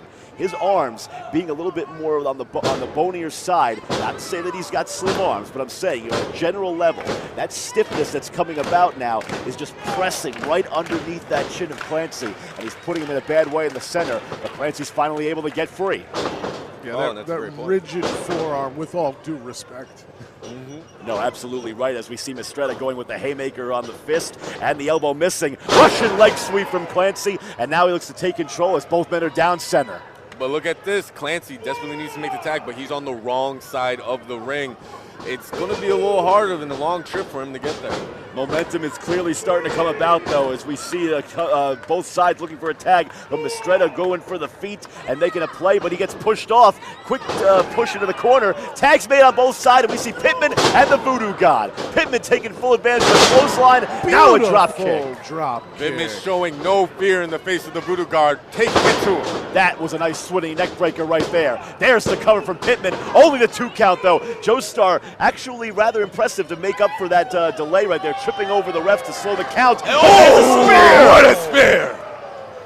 Vicious spear right there to send him to the outside, and now the score has been evened right here, it looks like, as Voodoo God and Pittman look to regain their footing. But it's important to note that Pittman right now has someone in his corner. Joestar, of course, taking a beating on the outside right there. Voodoo God is not the legal man, as we saw a blind tag from Mistretta. I don't know how many people on the inside of the mall here caught that, but Pittman sends Voodoo God outside, thinking that he's got some sort of fresh air that he can take. But here comes the roller from Mistretta, only a 2 count. I gotta appreciate the attempt. Comes in, fireman's carries position. Ooh, wow, what a sit out off the fireman's carry from Pittman, as he is up and he is quick, and he is showing once again why this team needs to be in control right quick right now. Did you see the amount of air he put Mistretta up on? Super hang time. Mistretta going up yet again. And there's that stalling suplex down into a facial slam. 2 and 3, and that's going to seal it. Clancy gets the pin, and those 3 get the win. Well, I guess the other 3 are nobodies, because tonight they proved they are better than Mistretta and Boys. Pittman picks up the impressive victory. It was quick and it was concise once the dust had settled. Clancy coming in off of that stalling slam and able to make a 3 count quickly and impactful right here in front of this capacity crowd here at the Palisades. Oh, yeah, I'm definitely impressed with all 6 men, to be honest, had to offer. They all came in with great saves. They came in with great tag team teamwork, and they don't normally work together. So that says a lot about their abilities. I was impressed with the referee during that match as well. He was doing a count while all men were down. You know, he didn't break it due to distraction. We've got some great officiating here in ACW. You know, it's kind of hard to keep up when you have that many people in the ring, especially in the tag bout. Ladies and gentlemen, the action continues right now with the following contest, and it is scheduled for 1 fall. And it is for the Test of Strength Championship! Dan the Man. Dan the Man, and of course, Tony Russ. And here he comes.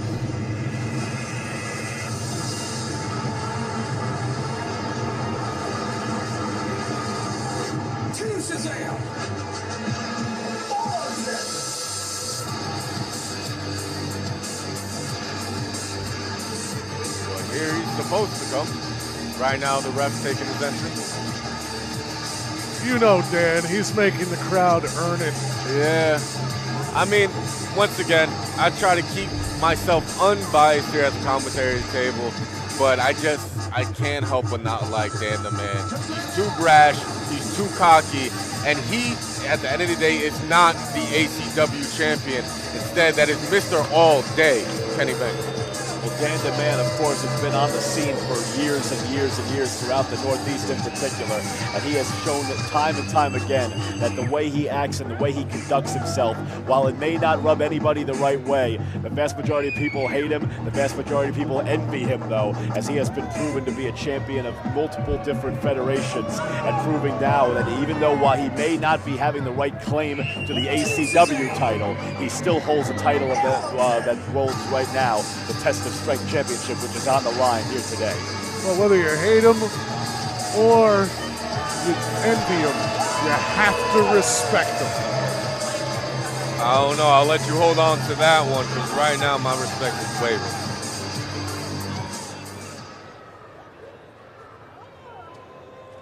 Now here comes the guy I'm hoping would win this match. I mean, of course you're hoping he'd win this match.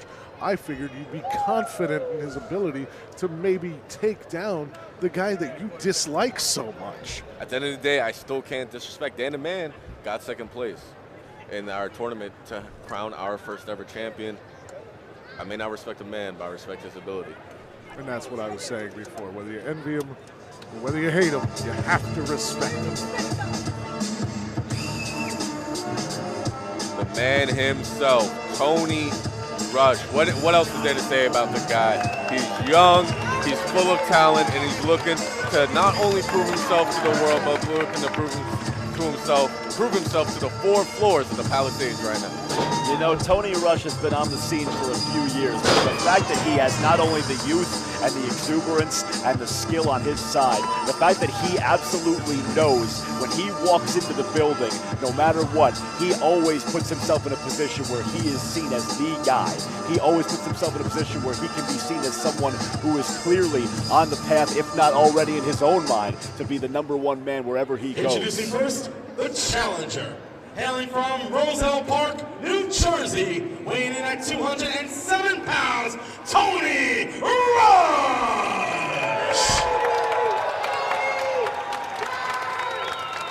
And introducing his opponent, accompanied to the ring by the executive consultant, Liz Savage. Hailing from the 31st century, he is the face of the company, the real ACW champion and the current reigning and defending Test of Strength champion, Dan the Man!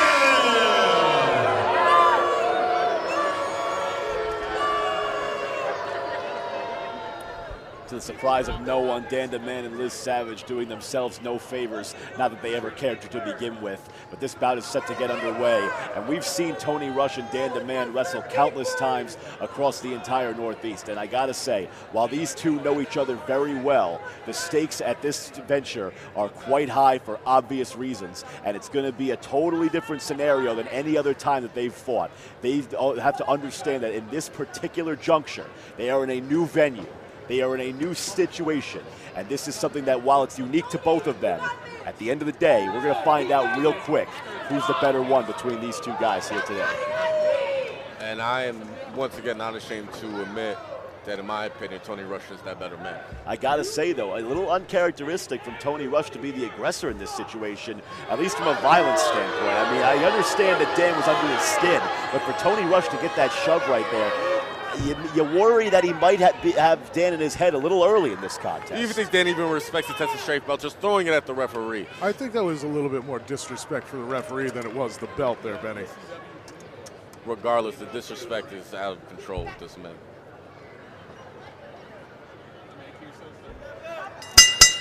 And with that, we're underway here. Test of Strength Championship on the line. The tension is clearly palpable, but everybody is on the side of Tony Rush here today. Oh, this crowd loves the man, or this crowd just really hates Dan. Either way, we're in for a treat.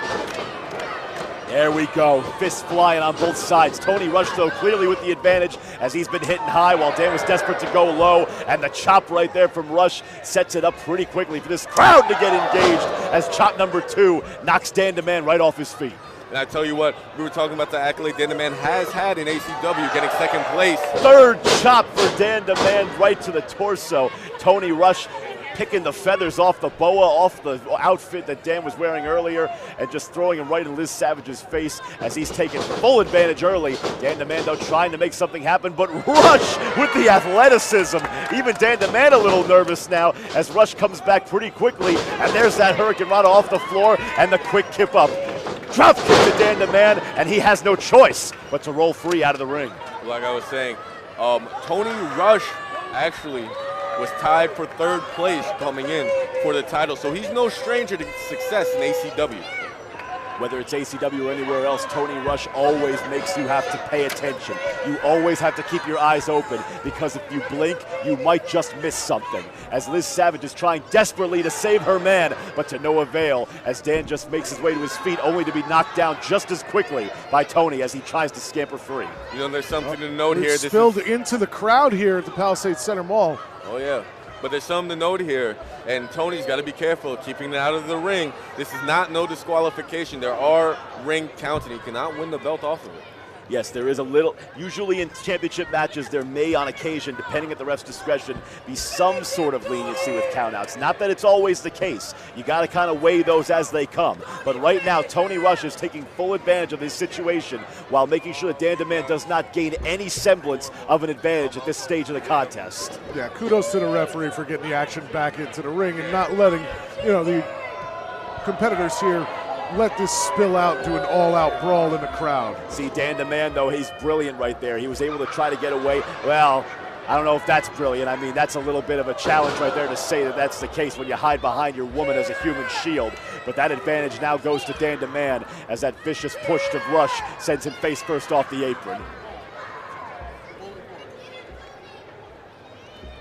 Dan DeMann now finally getting control here as a rather questionable shot, and he comes into the ring to break the count. Now he's keeping Tony to the outside, and here come the slaps across the chest from Dan DeMann, and he's going to make that circulation count right now as he's got Tony in a bad way. Now by the headband, going towards the production crew and some fans over here, though.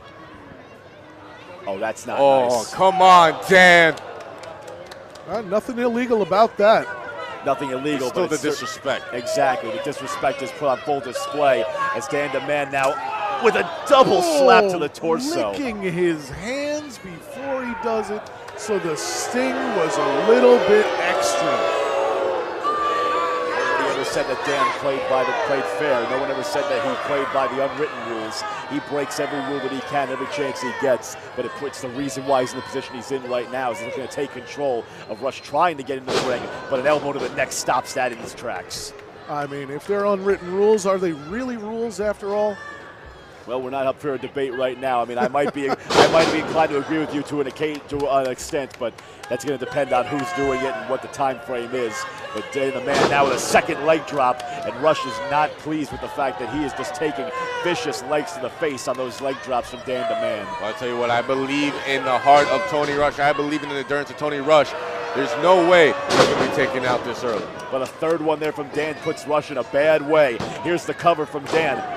But only a one count, though. Rather interesting. Rush, I guess, had a little bit more adrenaline popping off on the kip-up right there as he tried to make some sort of an escape early. Maybe he was fearing he was in a little bit worse for wear than we thought, but either way, he's still in a bad spot with Dan pushing him towards the corner. Dan now choking Rush in the corner. This man has no respect for anybody. But Tony Rush has certainly won the hearts of the whole entire crowd. Once again, the fourth floor, the Palisades Mall, they're 100% behind Tony Rush. Shots by Rush to the jaw of Dan DeMann. Count those forearms, 1, 2, 3, 4 off the ropes, but there's Dan with that kick to the knee and that snap DDT. Rush was trying to compose himself and pick himself off the floor. Dan with a vicious planting DDT to put Rush in a real rough spot right here at this point in the game. Dan mocking the children in the mall here by doing that Fortnite dance. Yeah, but that dance was a little bit too long right there as Rush was seemingly out for longer than 3, but only getting a 2 count was Dan. You can't stall there if you're Dan DeMann, if you want to keep possession of that title that you're coming in with, being the Test of Strength Championship. Exactly to that point. The cockiness of Dan DeMann showing, and maybe, just maybe, that's going to end up being his downfall tonight. Tony, though, coming back hard with some lights. Fists and forearms, keeping those forearms more in check, though, as the ref's starting to look, but there's that turning neck breaker. Dan DeMann viciously taking Tony Rush down, taking him down hard as Rush is just clasping his neck, trying to get some semblance on his of composure back. Dan, though, coming in for the cover, but able to get away was Rush on the count there for 2. I'll tell you what, Dan DeMann is punishing the neck of Tony Rush between the chokes, between the neck breaker. Everything he's doing right now is wearing Rush down. But here's the thing, though. It's that cocky calculation that he's put forth time and time again, because now you're seeing it. He's bracing, and he's just coming down with those raining forearms right on Rush's upper back. And when you do that consistently, just like that, eventually you're going to knock him down and knock him down hard as it comes down towards the neck on that scrape there. And you know, I'm no stranger to Dan the Man's strength. The other day at ACW, I took 5 chair shots to the back by the same man. The man has frighteningly powerful strength. Well, it's a good thing that you're able to be in the position you're in right now and still be able to sit here with us after those chair shots. But Tony Rush right now is gaining some semblance of an edge as he's able to come in with a nice super kick. That one caught Dan on the elbow, and he kicks him again twice, now 3 times. To the jaw. And now Tony, with all the momentum's rolling through. There's that monkey flip, putting Dan farther away from the position we wants to be in. And Tony Rush now getting everybody on his side, 4 stories high. And now goes Tony Rush, though, able to regain his composure, coming back with that clothesline off the springboard. Sky high with that sit-out clothesline off the springboard. Tony Rush playing to his strengths, not letting up a single moment. Corner to corner, pound for pound, Tony Rush is bringing it to Dan. Lying in wait is Tony Rush. Dan slowly getting to his feet, looking for the knee, gets the push off though. Forearm from Dan the Man, and then a spinning elbow from Rush. Trading strikes, there's a super kick from Dan the Man, but Tony comes over the top with his variation of a Pele kick, and both men are down. Notice how, though, Tony's not completely down. He landed on his knees. That's very true, though. Tony Rush having some semblance of an advantage right now, making sure that he can stay higher than Dan. But now they're coming to a head right now in the middle of this ring, trading stiff shots. Dan with right fists, Tony with right elbows. It's just back and forth in this test of strength contest. Eric, who do you have here if we're talking in terms of strength? In terms of strength, I got to go with Dan the Man. But if you're asking me who I think might win this match, it's dead even right now. This has been a fantastic matchup. Tony Rush trying to get Dan up high after 6 elbows to the face, but there's that springboard flip right there. 2 count only from Dan the Man as Rush somehow kicks out. Once again, though, Tony Rush landing on that neck. It's getting a lot of punishment this match, and a lesser man, I don't know if he can kick out much longer. And that's why he's doing everything he can to make it not be as obvious that he's in clear pain right now. He's trying to make it known to Dan the Man that he's able to fight through everything that Dan is throwing his way. But Dan the Man, now he's grabbing the beard and taunting him. I mean, it's enough to beat on the guy. It's another thing to talk trash while you do it. And there goes that move for the Shazam, but there's the knee up top, and Dan's eyes go wide as he doesn't even know where he is right now. His head did a full 180 around like he was an owl. That knee had to have hurt. High risk, though, as Rush is going high. Looking off the top for the 450, but he's able to regain himself. Able to get on his feet and slide away, but he looks to be in some trouble. Right leg. Yeah, he might have jammed that knee. Dan the Man catches him right in the center of the ring, but Dan is also able to not make his way to his feet as quickly as he wants. He's still trying to send his way up, but he's still reeling off of the moves from Tony earlier. Dan needs to stop stalling on the pin, but I tell you what, it's good for Tony. There's the count, though, but it only ends up being a 2. That spinning right there from Dan the Man to regain himself was just too long. He couldn't get to Tony in time. And now Tony, though, even though he's trying to make his way to his feet, Dan clearly has the advantage as he's looking to set Tony again. There we go, it is. Tony. Super kick. Once again, Tony Rush's legs proving lethal between the knees, between the kicks. Dan's face is taking punishment. Now, Tony's been getting him with fantastic kicks from tight angles. Watch that with Savage right there holding his leg. Ref, come on, man. Referee missing that. I'm not sure exactly how he couldn't have seen that there as Rush was now in trouble off the springboard. Come on, Tony, Rush come is on. Down. Unfortunately, that's not going to be enough as Dan the Man is still your test of strength champion. He may still be the test of strength champion, but as far as it stands right now, he is not the real ACW champion.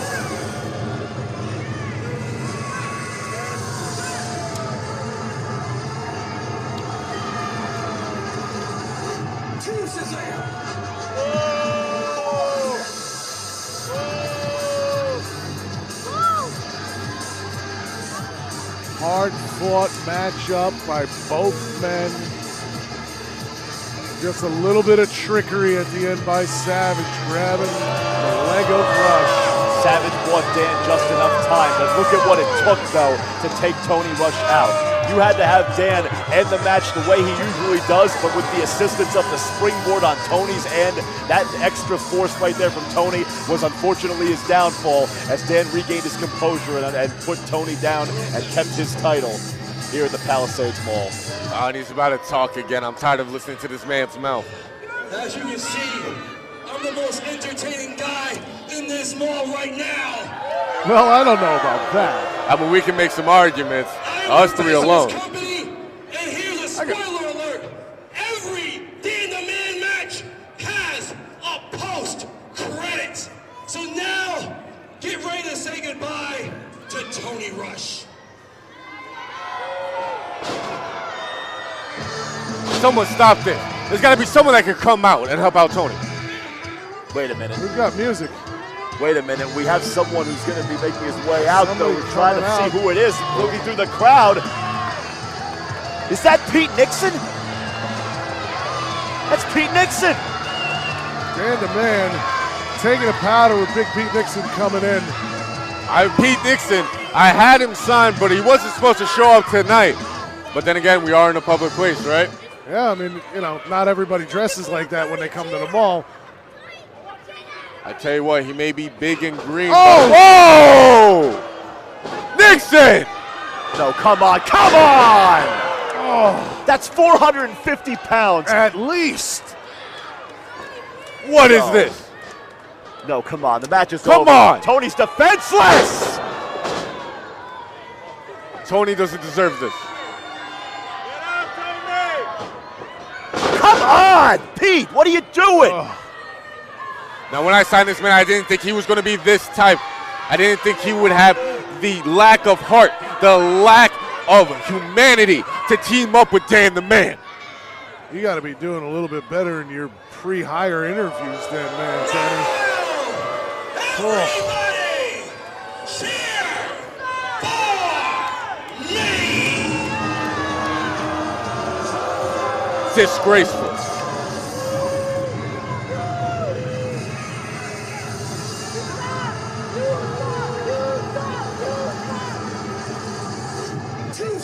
Tony Rush, I tell you what, he's a trooper, he's a warrior. He will bounce back. He's not moving right now. We should be getting a medical staff out here to attend to him. That's absolutely disgusting. Thankfully, West Nyack Ambulance Corps is around the corner from this building if they're needed. The amount of concern I have for Tony Rush right now, this is the man that came to save me. The officials are helping him to the back. This is one of the true men in ACW. Did not deserve this type of treatment.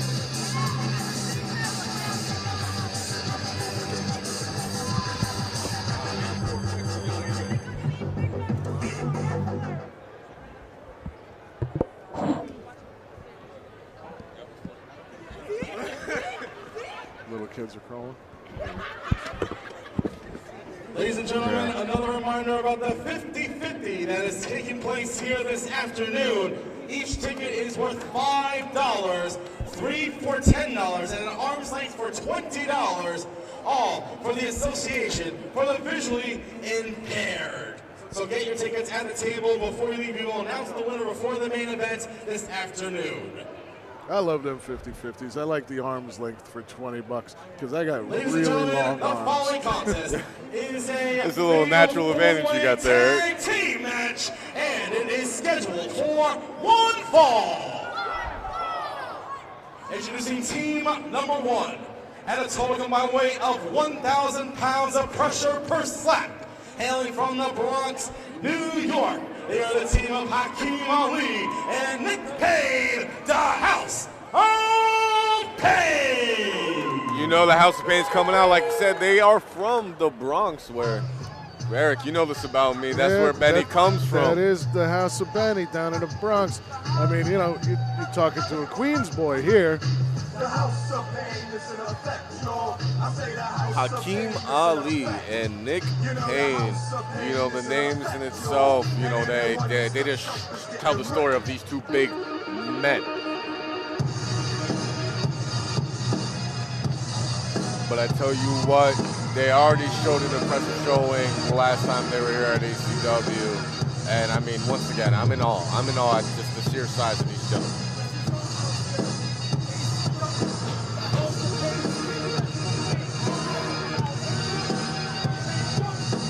How? Like, if you're their opponents, how do you look them in the whites of their eyes? I don't know. These guys they're rough and rugged. They're gonna put a hurting on somebody here today, or at least that's what they're looking to do. Introducing team number 2.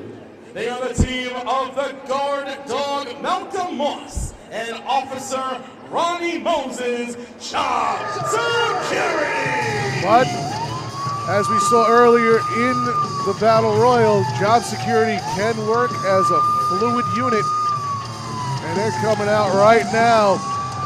They don't have their manager here with them right now with Idol, Sir Francis Idol. But I tell you one thing, Job Security have definitely made a name for themselves. Last I heard was Idol was overseas scouting new talent. Yes, he is going around trying to strengthen his stable. Idol's America, trying to solidify that Mount Rushmore, so to speak. You know, I've got an eye for talent myself. We've been running some stand-up comedy competitions for about 8 to 9 years now, and the guys that we have had win them, they tend to go on to big things. Gianmarco Ceresi, he won we'll get to that later. 3, accompanied to the ring by Fungus at a total combined weight of 400 fun pounds. They are the team of Love Jones and Fuego, Funhouse. I love these guys. And here is my pick, Funhouse. Like you said, Love Jones, Fuego, and Fungus. Unfortunately, this time we won't be able to see Fungus in action, correct? But there is a fungus among us. Yes, there is. That was a good one.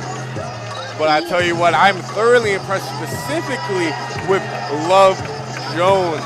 They had to be careful around him because if he sits there and is able to hit his patented move, the breakup, it might spell the end of this match. This is true. Funhouse, fun guys. They know how to party, and they know how to flick some pain and win some matches. That's Love Jones in the psychedelic outfit and Fuego in the green.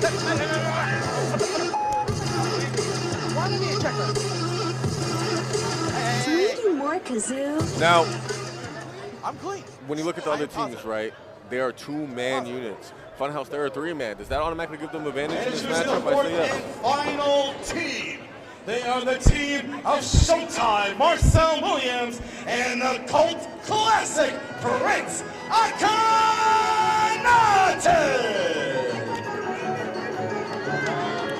Here comes the other 3-man unit into this match, led by Prince Akanattan. A man of the people right there. And Fungus sitting outside. He's among us. The Fungus among us in the crowd. And look at the applause, Prince Akanattan. Thank you, Akanattan. Sorry, I got a little tongue twisted there. But I mean, he's just showing the regal aura that this man possesses.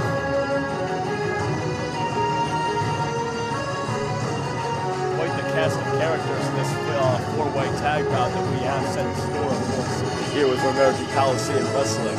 But I love the theme music. I absolutely love the theme music here. So I'm guessing the jovial mood you're in right now is putting you on the side of Showtime and Prince Akanattan. I mean, it's a nostalgia thing for me. We've got some fantastic matches here today. And this one, it's jam-packed with great stars that we're going to see go at it. I don't know who's going to win, but I'm definitely excited to see, just like the rest of the thousands of people here at the Palisades Center Mall here on Leap Day.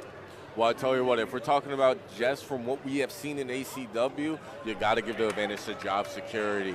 They've been impressive so far in each one of their showings. But once again, my personal favorite, my dark horse of this is Funhouse. Now, again, of course, the rules apply to this fatal 4-way tag. They vary across promotions, but the way you want to have it in this one, at least, is that you need to realize that it's a one-on-one contest. There's a quick count from Prince Akanattan, quick 2 count. But again, the rules of this contest is that it's a one-on-one match, but you can tag into any team at any point in time throughout the contest. First fall, though, gets the win. I tell you what, that was a big mistake coming out of House of Payne. Right off the bat, turning your back on your opponent right when the bell rings. I don't know if I would suggest that to anybody. Big mistake indeed, though, but House of Payne able to gain advantage Lack of right respect here. right there, too. Yeah, Showtime Marcel Williams, of course, makes his way Someone in. needs to get this man a belt. He's from the Bronx. You think he wants to wear a belt? That's fair, but it's not a good sight for us. Well, he's not in a good way right now anyway with the headlock, even though he tries to break free. Clothesline misses, though, as Williams gets in with a headlock of his own. But now we see a push off right here. Using that extra weight advantage to get a little bit more spring off of him. Significant advantage, but we see a spring back and forth there with Showtime as he comes up with a single leg drop kick. And regains control, though, as we see a quick tag made. No, the ref's not calling it a tag. It's just a... It looks to be just a measure of consoling right there from the teammates of House of Payne. Now we see the tag, yes, of course.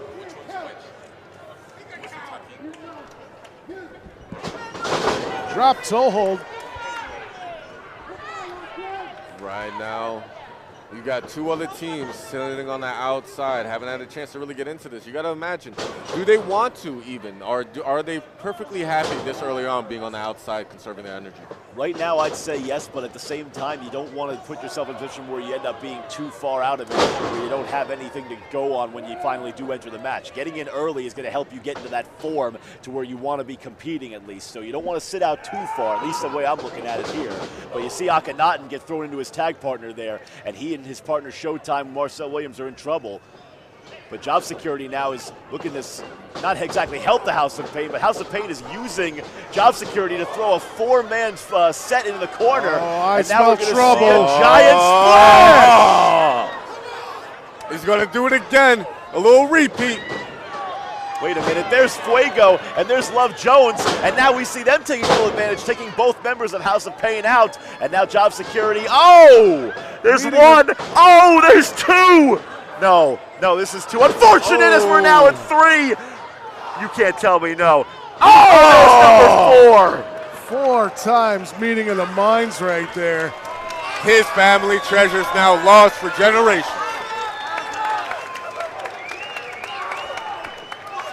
I don't know how to feel.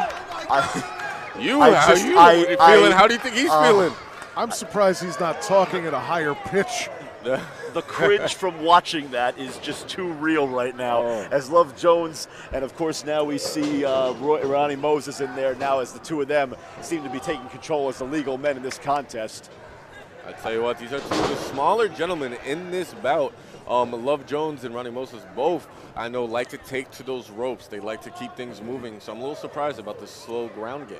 Yeah, but I mean, after that bit right there, before we saw with the rather vicious corner shots right there, any semblance of relaxation that could come towards Showtime, Prince, and the House of Payne will be at advantage nonetheless, as we see an alligator roll coming here from Ronnie Moses, and Love Jones is in some serious trouble as just back and forth, back and forth. It's a psychedelic view for him, just like those tie-dye trunks. I mean, it's just a real rough go. Cover and the kick out at 2. Definitely disorients the opponent when you do that, just rolling him over and spin him around while he doesn't have any wherewithal within the ring. Not only that, but the fact that he's holding him quick tag in the chin lock, like he's cutting off your oxygen supply as well. Love Jones, though, I'm not sure exactly what he was trying to do there coming off the distraction. He seemed to be a little bit disoriented still. Double atomic drop. Yup, Job Security taking full advantage. That was a nice double team right there as we see the cover by Moss, but only a 2 count. I like the tandem nature of that headlock into a headbutt into the torso there to really knock Love Jones off his feet as he's in trouble and makes that quick tag to his partner Fuego. Here comes Fuego. Let's see if his namesake holds true. Will he be red hot or will he simmer down? Well, Fuego misses the attack right there as Moss able to drop. Yeah, exactly. Much more agility than I thought coming from Moss, but Fuego hits that nice side kick and tags Love Jones back in.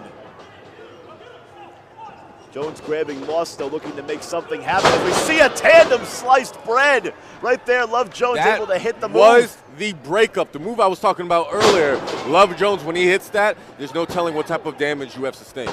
Second rope maneuver, though, as Jones tries to get the cover because Fuego went first but wasn't the legal man. Yeah, they might have had that had they realized which one of them was legal. This thing's breaking down a little bit. Ref's got to get control, and the guys in the ring as well got to remember if they're actually the legal man. Love Jones in trouble right now. House of Payne looking to take full advantage. Military press. Jones goes outside. Both Fuego and Fungus getting Over taken the down. top to the floor and into the crowd. I tell you what, though, I still got to give the advantage to Funhouse. They're a man up, even if that other man's not legal in this match. There's no telling what that extra body can do. That's true, but give credit to Prince Akanattan for showing some semblance of sportsmanship there and checking in to make sure that Love Jones was okay, as well as Fungus and Fuego after that rough trio coming together via that slam. 2 count there only from House of Payne as Prince makes the save on Love Jones. Prince, I'm sure, is itching to get into this match. He's been on the sidelines this whole entire time. There's the boot right there, though, as the ref was able to see that there was still nothing he could do about it, as the tandem moves are still allowed in that 5-second time frame. Love Jones in serious trouble as that slap in the back was just too much too soon after that boot. But I tell you what, Love Jones, Fuego, and Fungus are all used to taking punishment. They have trained with legends like Tommy Dreamer, and as we all know, the hardcore legend himself is no stranger to punishment. Well, there comes that fire back right there from Love Jones, and he tries to do something, but a nice tandem tag right there as House of Payne is circulating right now, and Love Jones is really in a bad way. That'll take all the air out of you. Merciful 2 count, though, as even though Job Security and House of Payne were tandem earlier, that little save right there is going to do enough to keep Love Jones alive, even though he should have been out after that 180 splash. Well, I'll tell you what, it was smart coming out of Job Security. No. Because whoever gets the pin wins this match. It is not elimination. Yeah, but this is trouble right now, though. This You got is big 2 of the trouble. biggest guys in the match here. no. We're going to do something dangerous! That shook the building. And Love Jones with a wonderful dodge on that diving elbow coming out of House of Payne. He is lucky that he doesn't have broken ribs, and he is so happy that he was able to avoid that. Finally gets the tag to Showtime now as he's back in the contest, and he's going right to both members of House of Payne. Raining down the fists as he sends him into the corner, his tandem corner with Prince over there, and now both members of House of Payne are in trouble. Showtime right now showing why he is also prime time, taking it to the 2 biggest men in the match almost by himself. Hakeem Ali and Nick Payne meeting face-to-face courtesy of Marcel Williams there, and a spine buster! The amount of power needed to be able to lift that man off the ground. Absolutely impressive, but not paying attention, and there's a TKO from Fuego! The torque on that TKO and the speed in which he hit him was ridiculous. But Job Security here with the double team movement. Oh! That should do it. But wait, who's legal? I'm not sure, but that wheelbarrow DDT faceplant was a nice move right there, but both members of Job Security are down as we see Love Jones was too disoriented from earlier. He wanted to go high risk, couldn't make it connect, and now he's in a bad way as both members of House of Payne, both Hakeem and Nick, are just making quick use of him. Showtime coming off the top, though, with that single drop kick to both. And Prince Akanattan, he, at the end of the day, is the most fresh man in this match. Maybe the only one that's not hurting. Showtime seems to be a little annoyed with the fact that the Prince tagged himself in there. Yeah, put himself in a bad way as we saw a very quick side kick to the jaw. That little stall slam right there is going to be a 2 count and just barely breaks up the count as Showtime. I'll tell you what, Showtime, he was having a good time in that ring. So maybe, to his credit, he has every right to be annoyed. Yeah, but Prince Akanattan's in a real bad spot right there with the giant splash from the middle rope, and that's going to do it, unfortunately. Showtime, the disbelief was real as he just didn't make the effort to get in there. Despondent on the apron. I tell you what, the team that lost their family jewels earlier just took out the only royal jewel in ACW, Prince Akanattan. Yeah, but Hakeem and Nick both making a statement, and rightfully so, after getting a well-deserved win in this 4-way tag contest. But now Marcel Williams, what is he doing? Wait, Showtime turning on the Prince. Wait, how could he? Wait, why? Maybe he was annoyed, to your point. I mean, this is the proof of it in itself. And right now, he's just getting beaten down. Wait a minute, but here come the team of Love Jones and Fuego and Fungus all trying to make a save right there. They saw enough. They saw enough of Prince getting beat down after the match, and that was just not right. You know, I'm a little surprised coming out of job security. They have aligned themselves with Sir Otto Francis, and that whole entire group hasn't been known to be the nicest of guys, but maybe, just maybe, this is the start of a new leaf. I mean, whatever you can get out of it, you got to take what you can there. Job security, if nothing else, just understanding that you have to do what's right in situations like that. And I applaud them for it, you know? Absolutely.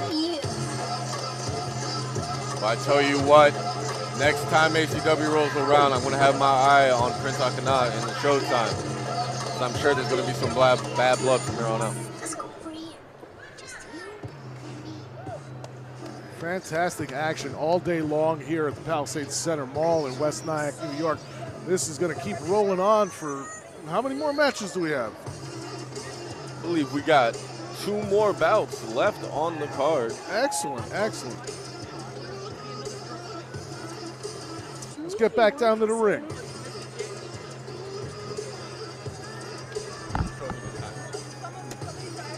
All right, ladies and gentlemen, you guys still having a good time so far? Then let's get the action rolling right now with the following contest. And it is a women's match, and it is scheduled for 1 fall.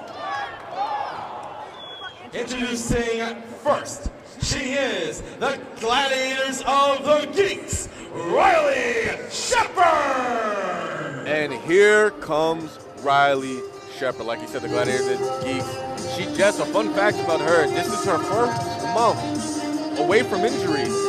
She had an ACL surgery not too long ago. Yeah, Benny, you were talking to me about that earlier. You know, I've torn my ACL in the past. I've torn my meniscus.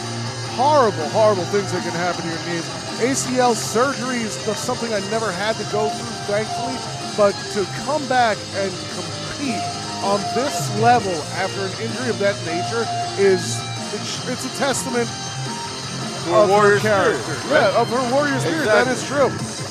I tell you what, if I am her opponent tonight, I'm going to be very wary of her finishing move, the game over, which is a variation of Fireman's Neckbreaker.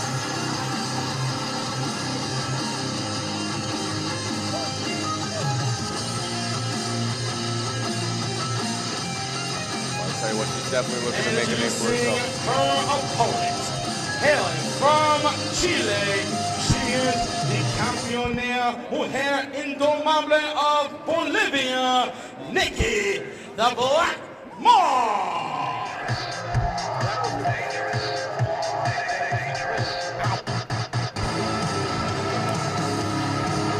And here comes her opponent. And, you know, we're doing fun facts here. Nikki is a champion down in Bolivia, out of all places. Yeah, I mean, we heard that. I mean, you'd have to be bilingual to know that from the ring announcer. But it was announced during her introduction, champion in Bolivia, but from Chile herself. Oh, yeah. And, you know, I was talking to her earlier in the back, and she was a little bit worried about her body because she's not used to the cold that's currently in New York. Shivering a little bit. I mean, it was snowing earlier today here in West Nyack. No blizzard conditions, but it's coming down. Well, maybe the change in scenery might affect her performance here tonight.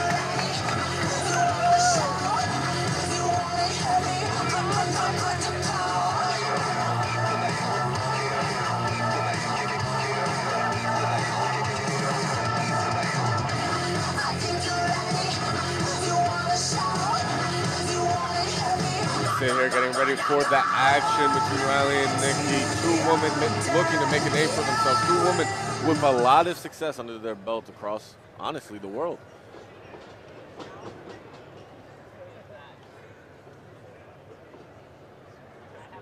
Referee, of course, doing the checks, and rightfully so, especially given the concerns, of course, for Riley Sheapard. You want to make sure that she's in a rather safe spot right now, just as she's coming back off the injury again. Obviously, wrestling as a whole is just a very dangerous endeavor to begin with, but coming back in the way in which she has from that ACL tear is definitely going to be key to see how she progresses here with ACW and everywhere else she goes moving forward.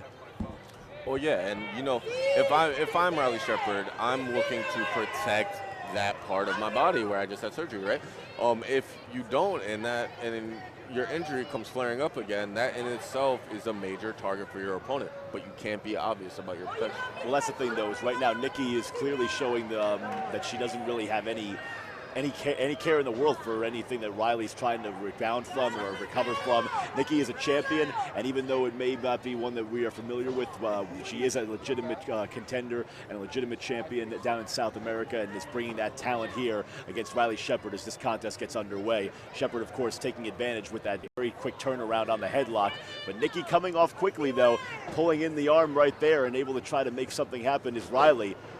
Twisting around now, coming off the end there as she gets back into that hammerlock of her own and now brings the cross and pulls the headlock right in the center of the ring.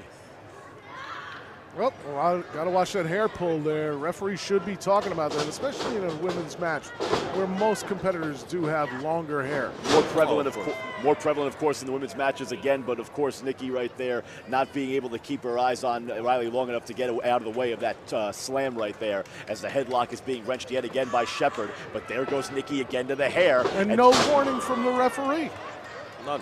The referee may be sleeping on this match, but Eric, I got to ask, who do you, let's just talk raw stats here, right? Who do you give the advantage to in this matchup? Sheapard, of course, getting the turnaround right there on the arm drag. You brought it up. You hit it right on the head. I mean, Nikki's definitely, she's got the size advantage. I don't know if Nikki necessarily has the size advantage here. I think Riley, she's a little bit bigger, a little bit more muscle on those bones. Yeah, but I was going with the height. Yeah, but the height, yeah. Well, here comes Sheapard, though, chasing Nikki around the ring. Nikki, of course, making her way back in. Riley, though, unfortunately putting herself in a precarious situation. And now Nikki takes control with some stomps right there in the center of the ring. Well, we all know those are some lethal stomps, part of her arsenal that has allowed her to become a champion down in South America. That's exactly right, but Nikki again with that third attempt on the hair pull. Ref caught it that time, though, stopping right away, but giving a little bit of a jab right there to the lower back of Riley, as now Sheapard's in trouble in the middle rope. You know, I'm looking at this matchup, and so far, Nikki has been incredibly impressive, and Riley, she's hanging in there. But you got to wonder, is the ring rust playing any effect? See, here we go again with the deliberate breaking of the rules with no regard for warning her. See, to answer your question, though, earlier, I mean, and again, that is obviously a blatant flagrancy of the rules right there by Nikki Blackmoon. But again, Riley Sheapard, though, clearly in trouble as she just took a shot right there to the lower sternum. Actually down in the stomach area. My apologies, it was a little bit lower than I thought where she was hit right there. But again, she's been crawling her way around, and she's trying, like you said, to avoid the rust that has been clearly prevalent, at least in these first few minutes that we've seen so far. I mean, yes, she's trying to combat herself with some strikes to get back into this thing, but Nikki's just right on top of it to cut her off with the pass every chance she gets. Yeah, and you know what? Maybe that's just incredibly smart play coming out of Nikki. She's isolating body parts, she's working the same areas, and she's really wearing Riley down. But that's the thing, though. She's isolated the lower back and the stomach in this contest. Those are the two main points that she's been attacking of Riley. And there's that real nice suplex. And here comes the little twist right there, going for a very traditional version that we've seen in the past of the old three amigos right here. Two vertical suplexes looking for that clinching third. Instead, she turns it into a backdrop. Beautiful bridge. There's the cover, but can't get the three. Wasn't able to hold enough there as she seemed to wear herself out slightly on those initial two suplexes. Only in the 2 count as Sheapard was made aware of it. You know what I like about Nikki's game plan here? With her working both the midsections of the back and the stomach. When you're kicking out, especially when you're covered in that way, right, you're going to get a lot of pressure coming onto your midsection. Just trying to get out of it itself is going to get wear down a lot more. Yes, the core is a key element that's not looked at enough in these matches, regardless of whether it's the women's matches or the men's matches. And being able to pinpoint those sections and put the advantage in your hands in that capacity is unorthodox, but still advantageous nonetheless for Nikki. But Riley's finally trying to make some fight as she's able to feed off the clothesline there. And there's a second one as she takes Nikki down as Nikki's trying to get to the corner for some safety. No luck there as Riley tries to pull, but gets thrown in herself as Nikki regains a little momentum. Coming in on the charge, though, but Riley's able to scoop herself over the top there. A little twirl off the bottom, and a drop kick to the sternum herself. And that drop kick dropped Nikki like a fly. I don't think Nikki's used to Riley at this point getting the upper hand. She might be back in the corner. But see, that was the nice part right there, is Riley has the little obvious trouble getting her up with that bad knee of hers. but still able to connect on the follow-away slam. And that was a nice catch right there, Eric, because as you see with the brace, as we see the ref go for the cover here, 1 and 2, but not enough for the 3 count. Riley Sheapard's knee brace, it's obviously visible, and she's trying to cover it up right there. She pulls the strap on the boot right there over the pad to try to make it not as visible. Even though Nikki knows that it's there, she's trying to make it seem as if it's not something that's affecting her. And she hasn't allowed it happen yet. Hopefully that can maintain course though, but Nikki's now gained control with a full Nelson and a twisting slam. That was vicious. Now, oh wait, here comes Hold on, here's the cover first right there. We got 1, we've got 2. Not enough on the 3 though. And I hate to cut you off right there, but real quick though, on that turnaround full Nelson there, Nikki was able to maintain some sort of element on the lift, and Riley just went face first right into the back. I'm amazed she even kicked out of that. Oh yeah, hands down. I mean, talk about disorientation, right? You're going face first into any hard surface. You're going to be feeling it for a long time. Heck, that's how I broke my first Looking like a gory special coming up here. Brilliant right there on the gory special, but able to get out of it quickly was Riley, and there's the roll up. Not enough to put her away, but Riley's showing some fight. Grazed her with the kick there, got a little bit of the head, but not enough, so had to come back a second time and got her down pretty hard on that shoulder right now. But now she's going up high as the sirens have gone off. Going off. But I tell you what, maybe it's from other Oh, it might have been because of that move. There's the cover, there's 2, and that's 3. The fire alarm goes off, and you know what? That was a fire move right there with that Death Valley driver into just driving the knee right into the back of the neck of Nikki as Riley Sheapard gets a huge win in one of her first few matches back, coming back from the injury. Ring rust be damned, because if that is Riley at her, if that's Riley not at her finest with the ring rust, then heck, I want to see her when she is at her finest. Well, gentlemen, with that alarm going off here, I got to go and check and see if my gig for later this evening is still on. If I can come back and join you on commentary, I will. But, yeah, I'm going to have to get going and make sure that, you know, my other thing for this evening is still intact. Well, I tell you what, Eric Albert, it was a pleasure having you here with us Benny, at ACW. We go way back, you know this. And maybe this isn't the last time we see you. I will try and make my way back. I mean, I really am not sure, but I'm just going to go and make that phone call and see if my booking for this evening doing some stand-up is still intact. The following contest is scheduled for one fall. And it is the 5-minute, $500 challenge. Introducing first, he is the most diligent man in professional wrestling, Corey Dillinger.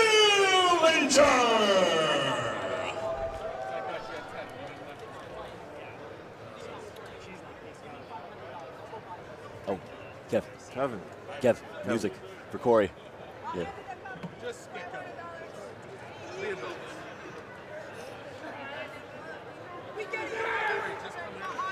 He is. He's right there. Yeah. He's in the ring already. Well, here he comes, ladies and gentlemen. Corey Dillinger. He always puts on these challenges here at ACW, usually with Sir Francis Idol. You know what's really interesting? I'm in the back for about 2 hours, and no one has accepted my challenge. So I'm gonna up the ante. In this bag, I have $10,000. 10 G's. That's a lot of moolah. And since everybody says everybody has a price, somebody come out right now and face me for this money. I came to fight. I don't know who would honestly be brave enough to get into the ring with a specimen that is Corey Dillinger. No, there's not many people that can survive 5 minutes with Corey. Oh, I hear something. Who is coming up? That music sounds familiar. It does. Sounds like someone who just came back. Oh, and here it comes, Bull James. He's been up and down this country, up and down the world. He's been all over the place. One of the top talents out there. What did you say? He is an absolute force on the independent scene, not just in the Northeast, but as you said, all across the country and, of course, all around the world as well. A recognizable, known figure and someone who Corey was definitely not expecting to be coming out for this challenge. That 10 grand may not be as safe in Corey's hands as he thought it was. Oh, I definitely don't think it's safe. Bull James, of course, he's made it to the tip of the iceberg in this business. He's made it as far as you can go. And right now, he's showing off his talents in ACW. But to the credit of Corey Dillinger, he does have a great background in boxing, believe it or not. He has competed in the Golden Gloves tournament before, just running short of getting the full win. But that still makes this lethal. Listen, I'm not saying that Corey can't do it out there. I'm not saying that Corey's in serious trouble by any measure, but Corey definitely needs to make sure that he doesn't lose any focus, because otherwise that's 10 boxes of ziti that he's going to be losing tonight. I'll tell you that much right now. And I tell you what, looking at both men, they both look like they can eat as much boxes of ziti as they want. Referees, though, keeping it in check, and here we go. The timer has started. 5 minutes, $10,000, as Bull James is oddly taking care of the official in a moment like this. I don't understand why you're looking to be comedic at this time. He really should be focusing more on Dillinger. I mean, the time is going. We're already at about 25 seconds, making way to 30. I mean, well, I tell you what, I respect the move. You know, I'm all about the style, I'm all about the taste, and you got to look your best, refs included. I understand that, but right now the timer's still going. We're already at 45 seconds right now, and no one's laid a hand on each other yet. This is only a 5-minute challenge. Well, do you think that just goes to the confidence of Bull James not needing the full time? Is it confidence or is it overconfidence? We're going to find out soon enough, as Bull doing a pretty good job of keeping Corey in check with just one arm and going back to the official to check his pants. I'm not entirely sure what the edges that he's trying to gain here. Is he trying to take Corey's mind out of the game? I mean, we're at about a minute and a half almost, and Bull's in control, yes, but he doesn't have the time. Well, I tell you what, to Bull's advantage here, Corey Dillinger is a big man, but Bull is bigger, and I don't think Corey's used to that so far in ACW. He's not used to it, and as we see right there, he whips Bull into the ropes, and a meeting just comes right to the center with no side giving edge right there. Each side standing tall, and rightfully so, given the size of both of these competitors. And Bull right now, he's taking his time. You know, he does not care about the time limit. Maybe he's just in here to inflict a punishment, a little game of one-upsmanship. I mean, listen, Bull may or may not want the 10 grand as badly as we think. Maybe he's just trying to make it seem that way. But 10 grand is 10 grand. If I was him, I'd be out there actually trying to make a move right now. And he's like, again, I mean, I understand why he would mess with Dillinger if he thinks he's so strong, but you got to make something happen with this time limit the way it is. Oh, hands down. And right now he's going for something. But maybe a little. Oh, and beautiful crossbody. I spoke too soon. Dillinger's down, and Dillinger's down hard and fast. When was the last time you saw Corey Dillinger fall down that quickly? It's been a long time, if ever, to be honest with you. And Bull's made it clear that he's trying to take advantage, but Corey smart enough to get out of the way, and now Bull goes down for the first time in this contest. And I'll tell you what, I just asked you about Corey. When was the last time you see Bull James fall down that quickly? Again, that quickly? Can't tell you. If it's happened, I haven't seen it because it's so few and far between. But Corey doing the right thing to take full advantage of the situation, given the fact that he's standing tall and Bull is, well, now back on his back, even though he was trying to get up earlier. Well, with the 5-minute time limit, I mean, this just goes to the advantage of Corey Dillinger. With all that time already wasted, the longer he doesn't need to win. He just needs to keep himself from losing. And look at this methodical play right here. He's going to the middle rope, and even with the risk that was still prevalent there, he was still able to make something happen, taking down Bull with that double axe handle. Only gets the 2 count, though, as our official has his pants up and his count on hold right there. As we are nearing a little bit beyond the halfway point of this contest. Well, I tell you what, right now, Bull James, he needs some momentum to come out of this. It's the same reason why Corey is now used to being overpowered. Neither is Bull, but unfortunately that's the case of what's happening right now. Right, but here's the thing, though. Like you said, Corey can placate himself and just take advantage of the situation he's in by just gunning to the crowd and taking those walks around Bull. And look at this right now even. He's able to just stay on top of Bull with these methodical and slow strikes. And now he's picking up the pace because he doesn't want Bull to make any sort of an effort on a comeback. But the way in which he's just attacking Bull in this fashion is just 100% Dillinger plot positive right now. Hands down. I mean, Dillinger right now, he's really taking advantage of the rule set. Rightfully so, as Dillinger now just shouting at the official and the crowd. But now Bull's trying to make a comeback as he's getting a few shots in, but right down immediately after one shot, goes to one knee, and Dillinger looks to go to that middle rope a second time. All the big man's on the second rope. There's going to be a lot of damage if it connects. Nice double axe handle coming out of Dillinger onto the head of Bull James. Bull James now in serious trouble, 2 count. That one pretty close, but not quite enough. But he was in a real bad spot before as he was falling rather slowly off that double axe handle, really losing a sense of where he was and not really able to keep his faculties in check as Dillinger now has that chin lock applied. I want to see, more drive coming out of Bull James. You know, you put the nail on the head earlier. Well, Bull James, he may not care about the money, but he needs, the second you step in the foot of the ring, you need to care about the win, regardless of any stipulation. I want to see that drive out of him.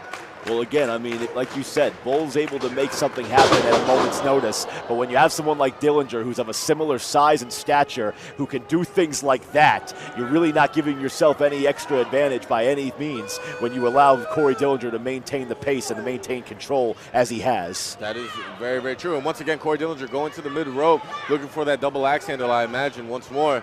Third time, not the charm, though, as Bull James comes across with that side fist right to the stomach, and he's able to just barely get out of the way of Dillinger. Corey, though, not phased as he's able to come back strong with a fist of his own, but Bull is not having any of it as he shrugs off that first fist, and that second one's not doing anything either as Bull is now just mad.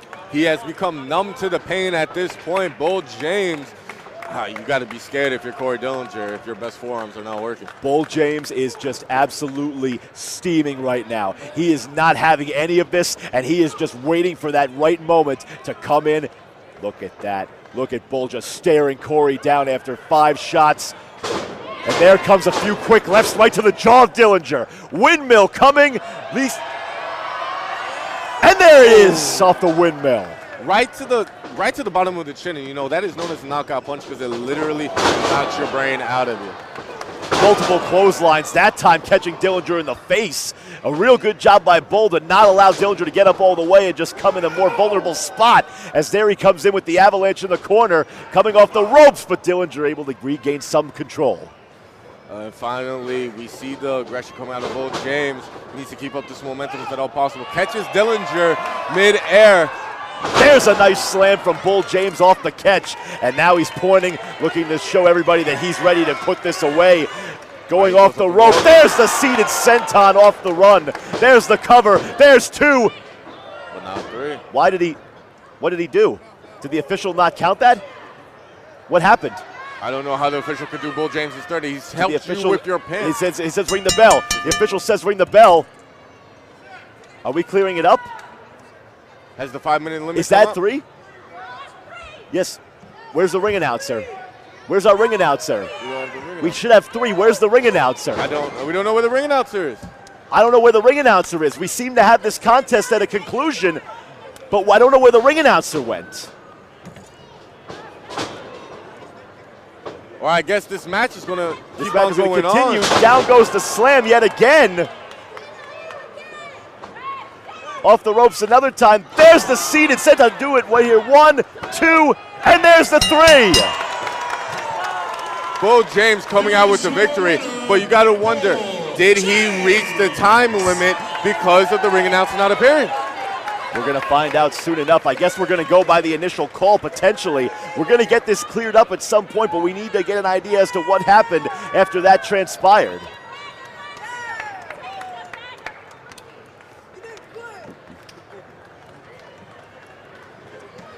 All right, we're still waiting with bated breath for the ring announcer to come into the ring. Tell us the... Oh, by the way, Eric. All right, what'd you ask? No, we're about to announce the 50-50. All right, ladies and gentlemen, before we go into our main event of the afternoon, right now we are going to announce the winner of the 50-50 raffle here. And oh, there she is right here. That's the whole point of the segment. All right, we have Beth from the Association for the Visibly Impaired. How much will they be taking home today? We can change $130 bucks. That's not bad. Avoid all the Not bad. commentary. I feel like we need a volunteer to help us pick the winning number. What do you think? Anybody want to volunteer to help us? Anybody? Anybody? Wait, hold on. One right there in the Franklin Avenue sweatshirt, right there. Yep. Come on, everybody. What's that? It's good to see you in a better mood. Hold on. What's your name, buddy? Yeah. You have 10 minutes. Give it up for Angel, everybody helping us out today. They want 17 minutes. And I'm not including their exits. Right. So they took about 22 minutes. That's rough. So Like our schedule was super tight. We should have been done by All right, let's. Oh, there we go. All right, let's pick a potential winning ticket. Get your tickets out now, ladies and gentlemen. But it's unfair to everybody else because everybody's thinned out. All right, so let's go over here away from the speaker. The number is 322990. 322990. Once again, the number is 322990. Who is the lucky winner? I hear a woo. We have a winner. Here she comes. Hold on, gotta see. Hold on. Let's see. All right, congratulations. Ow, that hurt. I should have taught her that. She's got a strong hand on that one. I should have taught her that all 50-50s are fake. Jeez, ow, that still hurts. And again, thank you so much for helping me out, Angel. Give him a round of applause.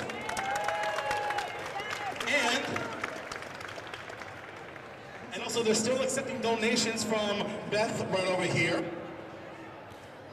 And also, most importantly, we want to thank each and every single one of you, and especially all of you up there, for coming out today for this awesome event. From what I've heard from Mall Management, this is the biggest crowd we've ever had for an event here. So give yourselves a round of applause for being here. And you know what? Before we... As for right now, I have one final question for you all. Who's got time for one more match?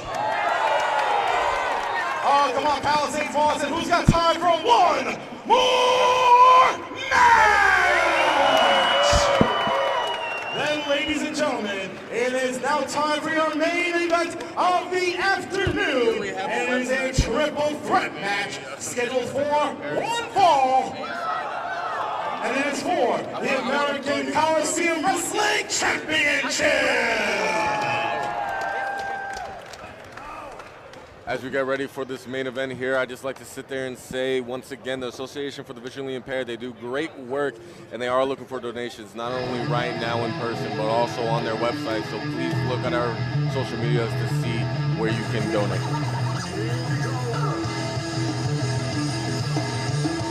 But right now is our main event.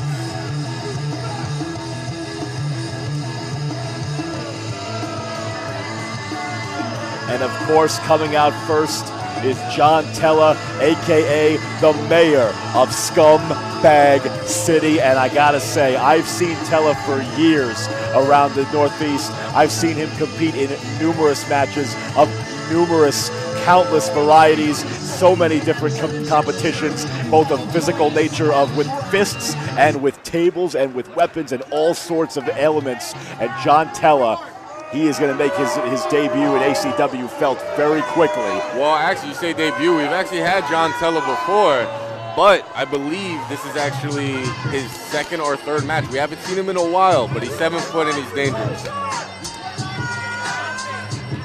Thank you for the correction. I will happily take that error. I'll take a minor L on that one. But now, of course, coming to the ring now, we have, trying to see who's happening from the back end over there. Taking a little bit of some time. Here he comes. Oh, it is... we got top-notch Tony Vega coming out now. Tony Vega, yes. Tony Vega, once upon a time, used to be part of Vital Stable. Right now, his status is in the air. But he's one of those people, I say, he doesn't need anybody backing him up because he has the skill to back himself up and nobody can dispute him. Well, Tony Vega's another one where he may or may not be one of the more underrated guys you've ever seen on this circuit. And the reason I say that is because while some people may look at him and assume that he's just, a rather unassuming guy, his skill that he possesses, and especially matches that go on the longer time frames, 10 minutes, 15 minutes, 20 minutes, he's able to take full advantage of his situations and make it known that he is a dangerous force in any promotion that he sets foot in. Oh yeah, and Tony Vega has definitely proved it so far. But right now, here he comes, the ACW champion, Mr. All Day, Kenny Bengal. Now this guy right here, Mr. All Day, Kenny Bengal, is quite possibly, if he's not my favorite, he's in the top 3, but he is a stunning competitor. He has every single tool that you could possibly ask for of anybody that is on the independent circuit today. And a man who rightfully has the ACW championship around that waist of his, and for every single good reason that you can come up with. Oh yeah, like you said, he has the power, he has the agility, he has the look, and he has the heart of every single one of our fans down in ACW. Mr. All Day, Kenny Bengal, is certainly the man to sit at the top. And someone who, no matter what anybody else tells you, a man who can truly carry not only himself well, but those around him as well too, and make certain to claim that he can rightfully be seen as the guy in any ring that he sets foot in. Oh yeah, and for his opponent's sake, you gotta, when you're up against Kenny Bengal, you're not just up against another man, you have to reach his level, because he will never play down to you. Introducing the challengers first. Hailing from Scumbag City, New Jersey, weighing in at 265 pounds, Tella! The crowd, they're not really feeling Tella too much, but the guy from Scumbag. Next, hailing from the bright lights of New York City, weighing in at 210 pounds, this is top-notch Tony Vega!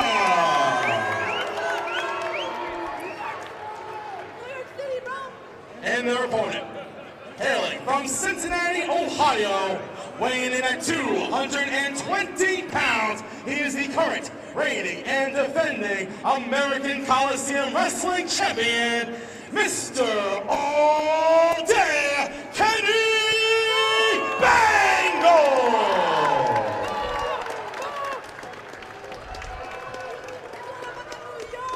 All right, and before we get this match underway, we got a familiar face here sitting down with us, joining on. Are you joining? You don't need anything special. Okay. I thought you were joining. I couldn't tell if that was everybody. I have joined. Well, we got Kevin Apollo back on commentary, everybody. Replacing Eric Albert, who unfortunately had to go deal with some business. That being his very sweaty ears. My ears are soaked.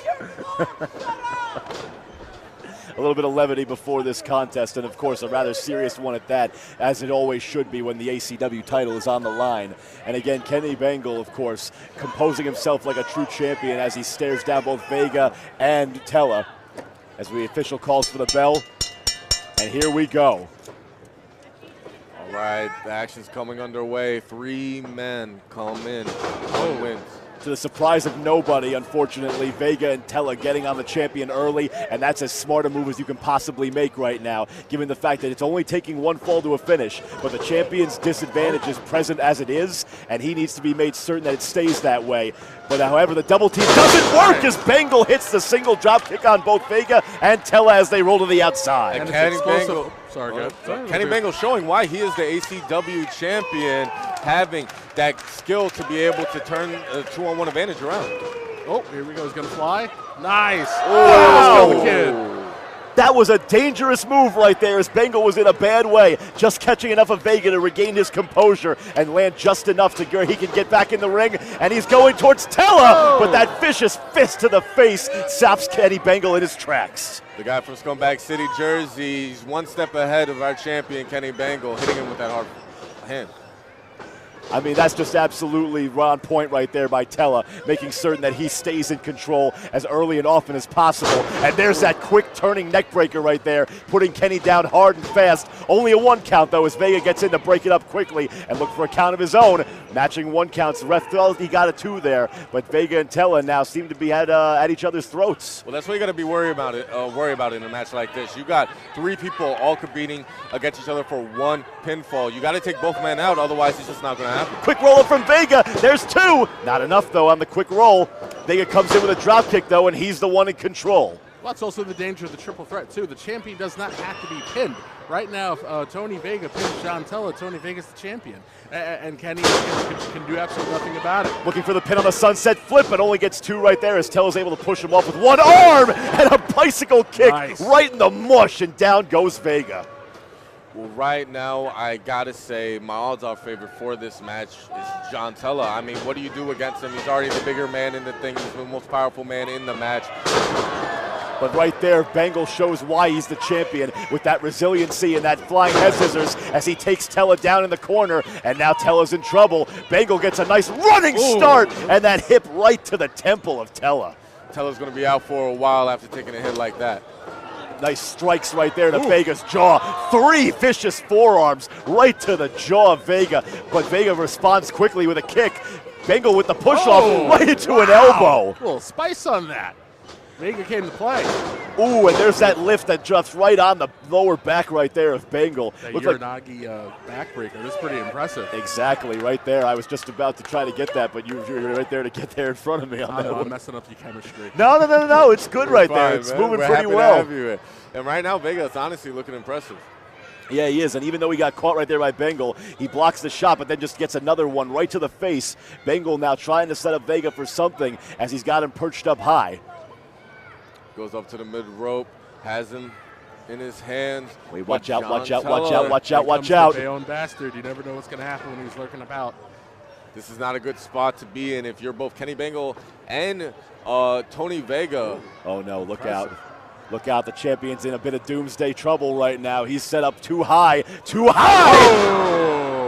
Vega coming off viciously with that clothesline. Bengal goes down so hard on those shoulder blades and neck, and he is in a real bad way right now after that jumping clothesline from Vega. That's not no ordinary fall.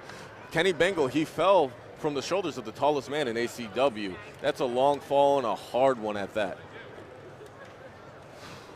A little bit of a touch-and-go situation as all 3 are struggling to get to their feet right now. Tella, of course, taking advantage quickly, and rightfully so, given the size, as he looks to throw Vega, but now he whips him, and down goes the official.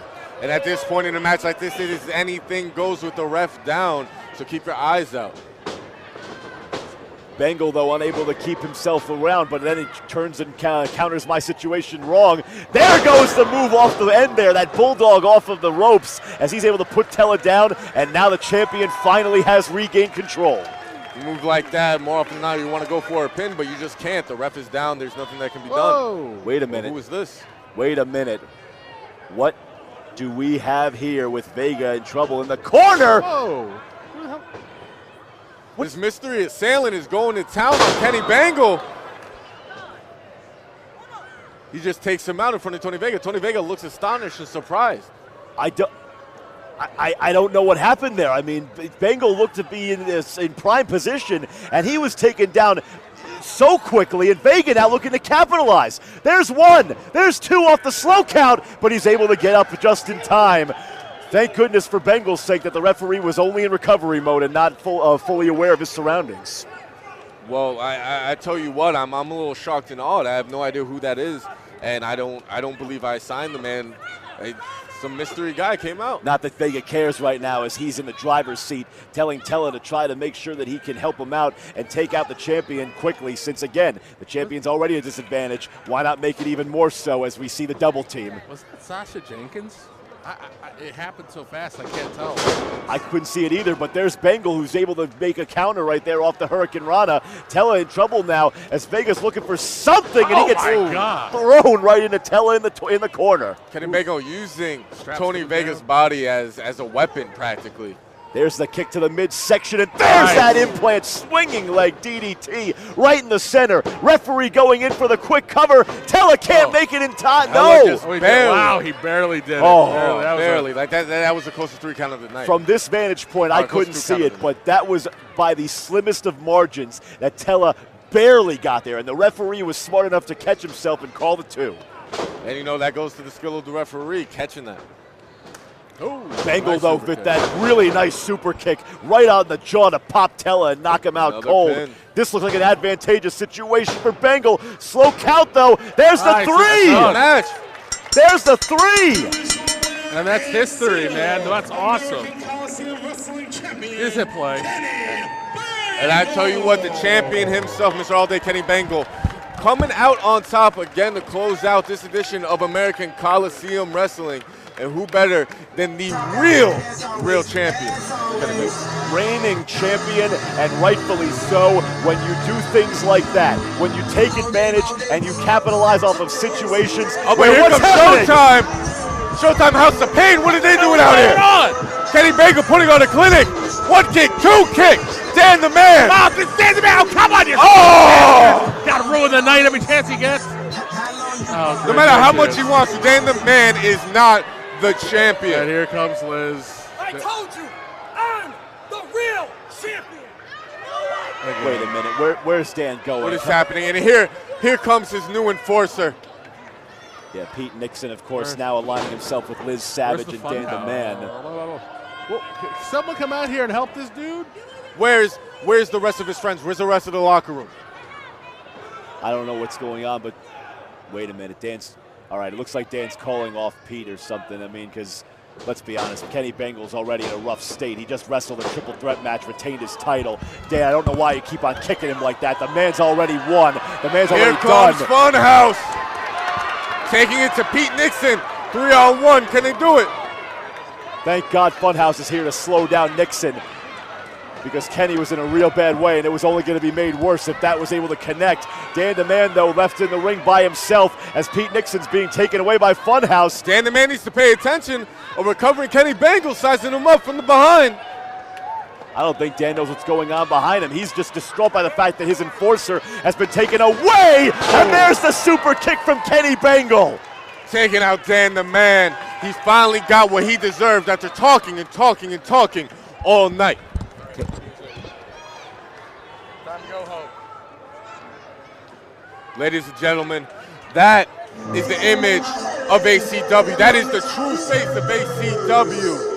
Our one and only champion, Mr. All-Day Kenny Bengal. Champion's mentality and a way for an amazing champion to prove not only why he deserves to be champion, but why he's able to exemplify it every single time he comes out here for American Coliseum Wrestling.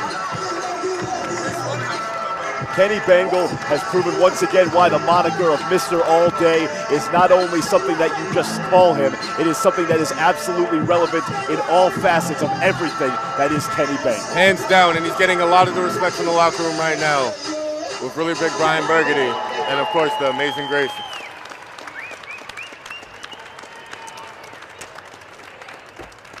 Kenny Bengal being supported by the hometown boys, of course. Everyone's standing tall. But Dan the Man, he's surrounded. And kicks! Quad super kicks to the face. Dan the Man out cold. The Funhouse coming out, saving the day for Kenny Bengal. Absolutely.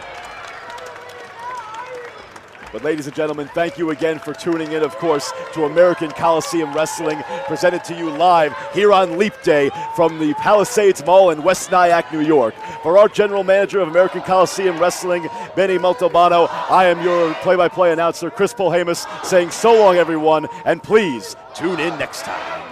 See you around, guys.